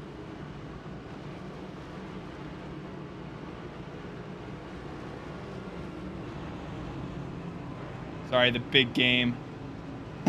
There you go. There's a reason I've been calling it the championship. Bears winning it all. DJ Moore is going to be fun in Chicago. I need to see it to believe it, but the Bears are, on paper, look significantly better than they did last year, and I think they could go at it with the Lions for the division, because Jordan Love and Kirk Cousins. That's all I need to say. Meanwhile, back to racing. 23 laps to go. Here from Texas Motor Speedway, the state that hasn't seen the Lombardi Trophy since Bill Clinton was in office. Basin leads him to turn 1. Lawson Peel in second. He's a little loose down there. He's on some older tires. So is Kevin. So is Noel. And here comes Kevin. 3 wide. Doucette gets into Peel, trying to go 4 wide. 3 wide for second. Here comes Sean Butler on the bottom with Marin. Up the hill goes Kevin. And Peel is loose, but holds on to second for now. He's got a whole pack of hungry race cars behind him. Kevin McAdams scooches that number 12 machine out of the way. He's to the inside. Gonna wash up just a little bit. That's gonna open the door for Sean Butler as well. Don't count out Sebastian Marin's back here. Michael P. Frisch, Ryan Doucette, our pole sitter. Daniel Buttafuoco, Matthew Zwack, Malik Ray. A lot of heavy hitters right in the middle of this pack. And Dylan Basin, long gone. Gap more than a second. Coming to 21 laps to go. It's a dogfight, though, for second on back. Kevin. He's got Peel to the outside. Malik Ray looking 4 wide. Oh, and he's going to make it work down there. Moving Marin up out of the way.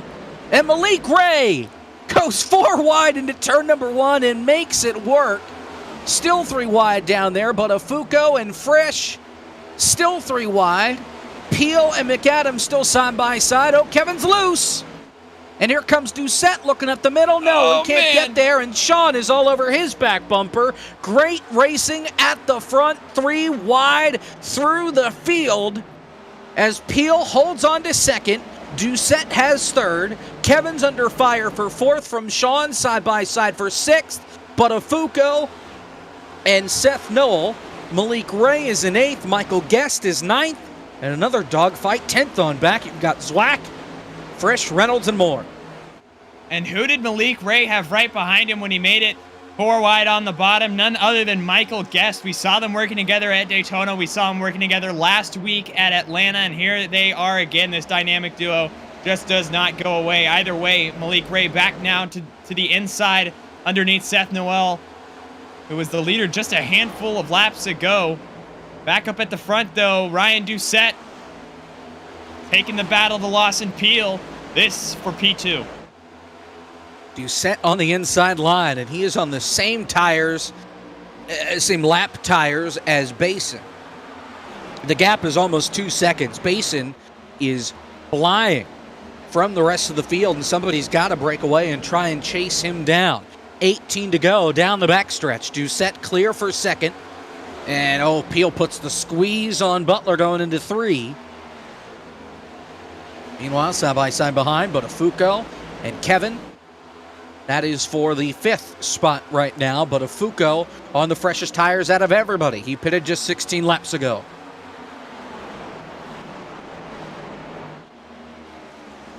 Right now, Sean Butler trying to get around the Lawson Peel machine. Daniel Buttafuoco up here as well. Kevin McAdams and Malik Ray side by side for the 6th position. Michael Guest quietly in this as well. And right now, it's still a whole bunch of race cars grouped up together. If you make one mistake up here, if you're saying someone like Lawson Peel like that almost gets turned, yeah. Malik Ray, that opens the door for him. Thought we were going to have another caution. Malik Ray's trying to make it 3 wide. It's going to be a little bit of contact between Butler and Peel. Oh, my goodness.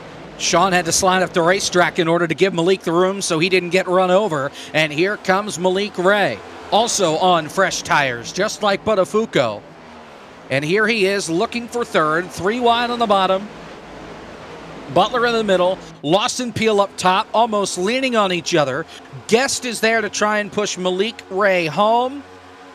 15 laps to go here from Texas.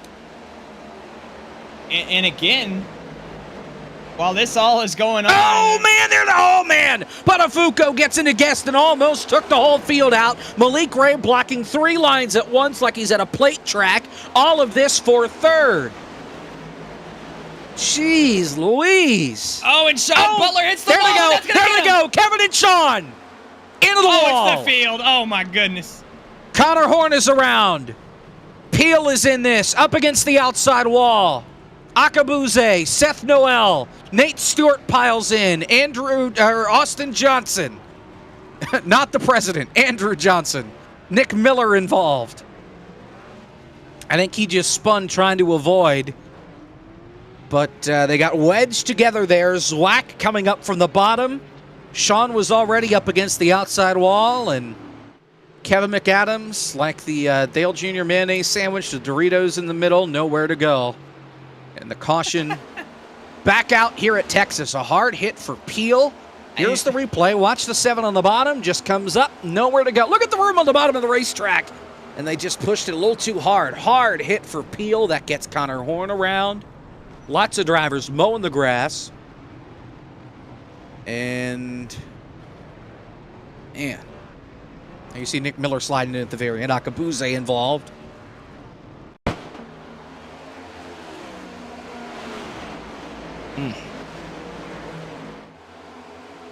And I mean, the real question of this was not if it was going to happen, but when. I mean, you can only be 3-4 wide racing at Texas, of all places, for so long before that goes sideways. And in a literal sense, it did there between Sean and Kevin.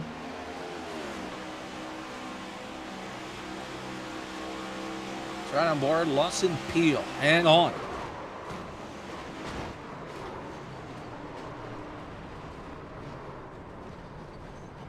Having such a good run Jacob? going. Well, I know he is, and his race, unfortunately, is done. They're going to call that on Sean Butler. Really? I don't know how that works, yeah, but all right.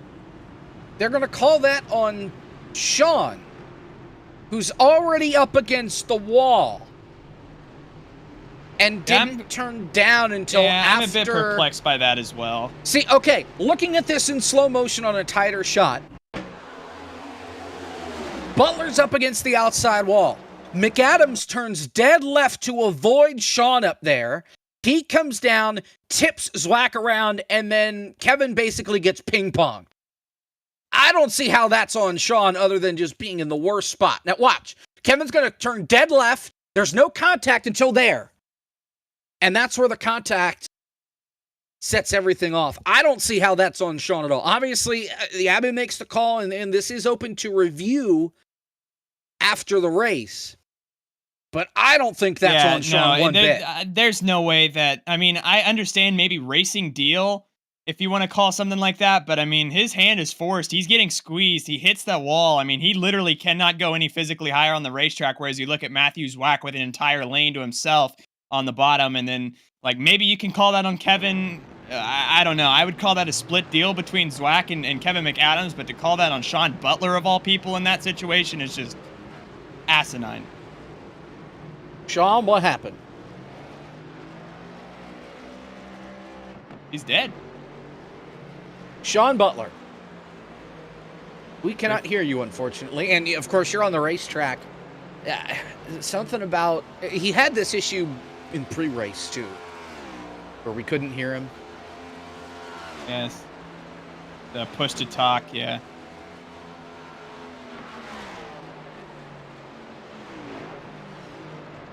Well, he's coming back to pit road, so Maybe we'll get to talk to him in a second. We'll give him a second. We'll keep him in here just in case.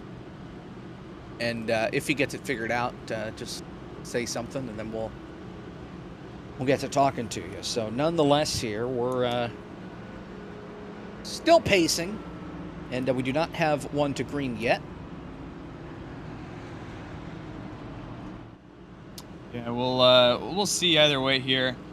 Tell you what, I think we will try Sean here another day, as tech issues still not quite working out. So we'll send him back down to the conglomerate with Jordan Worth and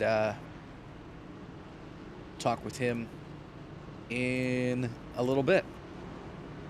Just like to dispel rumors that have been created in chat by our producer Zach Johnson, who has nothing better to do but spread misinformation. Is it also about Cam Newton?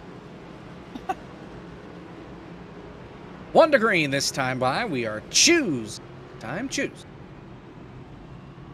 Inside line goes Basin, Malik Ray, and Buttafuoco. Yes, I have to pay homage to one Benjamin Easterday, who is not in the scoring tower this evening and is not in the broadcast booth this evening. He gets a rare night off. Hold on, we have a spending spree going on in chat right now. We have a what? Hashtag Ask the Booth. Matt Stairs or Kyle Schwarber. Ooh. So, okay, I'm too young to fully appreciate and understand Matt Stairs. That being said, I am hesitant to pick Kyle Schwarber just because he strikes out so much. I think I would still go with Schwarber, though. Not knowing enough about Matt Stairs other than a drive deep into the night in the World Series in 2008. That is my entire knowledge of Matt Stairs, so I will go Schwarber. Yeah, I think that's a solid option. Solid option here from Texas. 9 to go. Basin and Doucette on the restart. Doucette spins the tires just a little bit. And here they come back to Noel, the inside line. There goes Noel to the apron. They stay green. They were getting turned sideways there down on the inside line with the stack up. And here they come off turn number 2, side by side for third. But Buttafuoco, trouble. Melillo gets turned around off the bumper of Falkingham back up the racetrack. Everybody misses. As now Rocky saves it. He got tagged trying to avoid. It was Melillo that got turned around off the bumper of Falkingham. And once again, we're back under caution.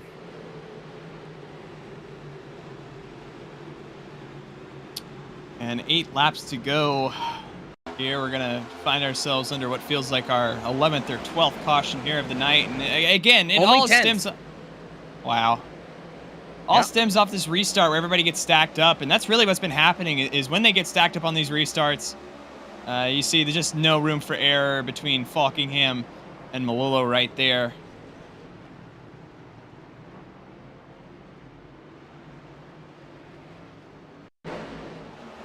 Just a tough break, and you see it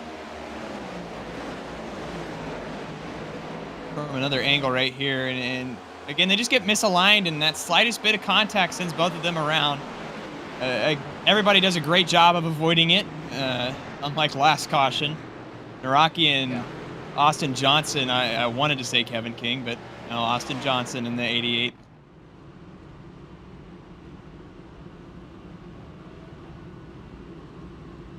So, just a couple of guys pitting in the back here. Malik Ray on 12-lap fresher tires, same with Buttafuoco compared to your first and third in Basin and Doucette. But still, Basin, curb stop in the field there under green, scooting away.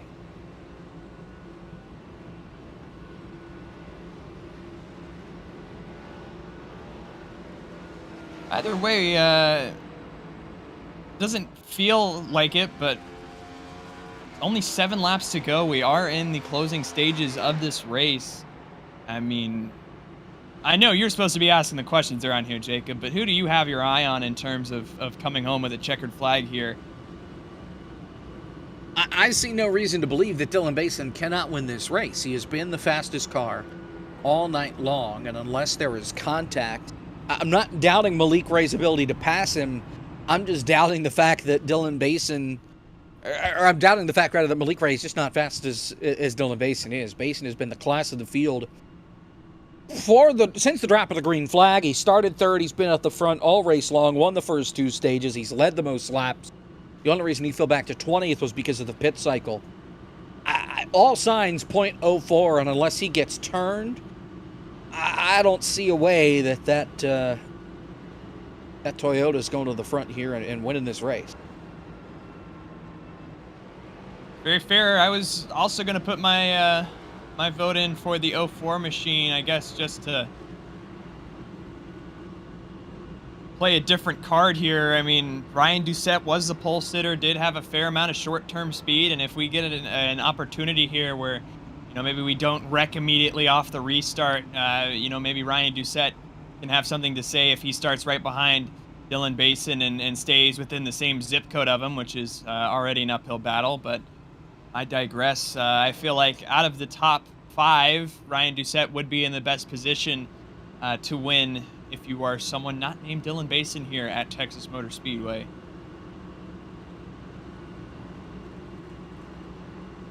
Thankfully, this is the only time we have to come to this godforsaken racetrack. This is it. No COTA on the schedule. No Texas the rest of the way. Texas is not in the playoffs. The playoffs here on FTF look like this. Bristol, Iowa, Talladega, the Roval, Vegas, Homestead, Martinsville, Phoenix. The ladder there from Roval on, that lines up with the real-life schedule as far as dates are concerned. But then the final 2 races, Auto Club, and then we go to Old Atlanta to end the season. So we get a little bit off cycle with Iowa and Talladega, and then we catch back up there with the Roval and everything. And you also have to think about as well the fact that I'm trying to figure this out because there's no off week in there. And okay, well, I'm trying to figure out how we get ahead because I'm pretty sure our schedule is still 36 races.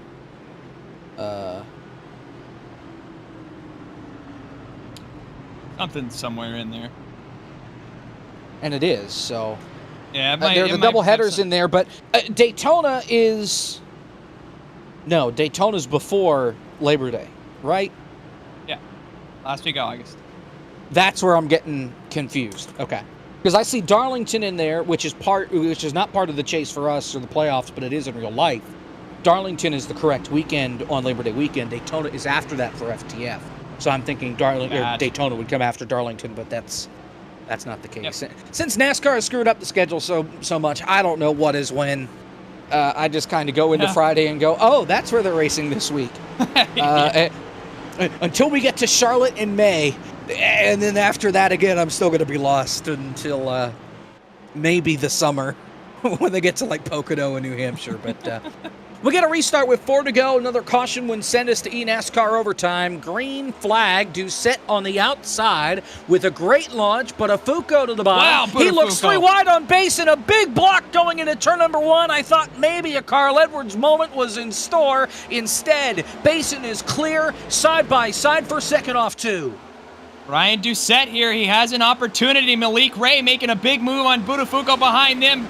Coming to 3 laps to go here at the Texas Motor Speedway. Dylan Basin already building himself quite a gap. Malik Ray down to the inside of Ryan Doucette for P number 2. Here they come. Daniel Buttafuoco, big move coming.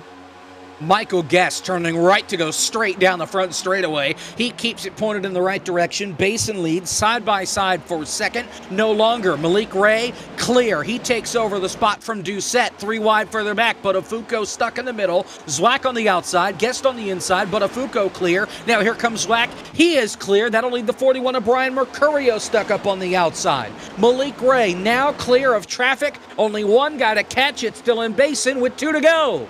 Oh, and Derek Justice is going to be wrecking behind him in front of the field. He's going to keep the car Up against the outside wall. There's no caution. There's no caution for that. Either way, they're going to let him race coming down the backstretch here at Texas for the penultimate time. It's in Malik Ray's hands if he's going to get past Dylan Basin. But that is going to be an uphill battle as they come through turns 3 and 4 for the second to last time. Last lap. Here from Texas. 1 lap to go. Basin out in front. Malik Ray is the faster car. They're 3 wide behind. The focus here out comes in Malik. front. Malik drives it in deep, washes up the racetrack, and that's it. Here comes Doucette. He takes second. Malik Ray had 1 shot, and he drove it in too deep into turn number 1. Here comes Dylan Basin around through turn 4.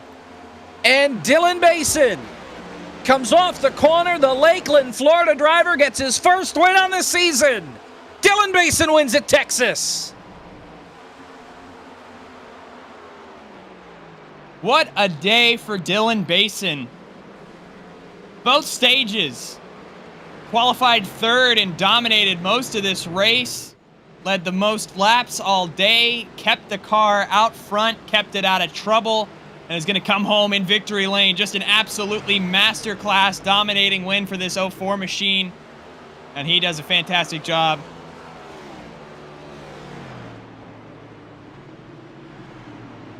Doucette comes home second. Malik Ray gets his second third-place finish in a row. Matthew Zwack, 4th. Mercurio, 5th. And Dylan Basin, his second win in FTF history. Won at Bristol in the playoffs last year. And he gets himself into the playoffs this year, here from Texas, with the win. Was already in the playoffs as far as points, but now he doesn't have to worry about that anymore.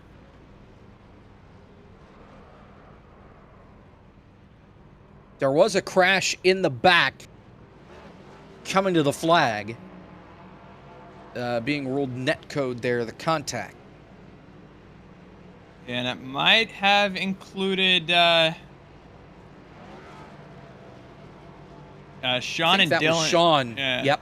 Sean and Daniel are having a little bit of a discussion. Not animated, though. Here is the replay. And, oh, right there, how about? Gets into Spencer Ray, and that costs Spencer half dozen spots. Well, that's not even... Oh, that's the last. That's coming to the white flag. Coming to the white flag, yeah. So Sean and Daniel are going to stay side by side for this entire lap. You know, they get down the backstretch through turns 3 and 4 all right. The real trouble is coming out of turn 4. You can see Sean right here. Again, I think it's just a little bit of a racing deal there. A little bit of contact sends Falkingham around. Connor Horn has nowhere to go. Chris Wetz as well. Noel involved in that as well. And then everybody just comes piling in because it's the checkered flag. And what else is there to do than destroy your car?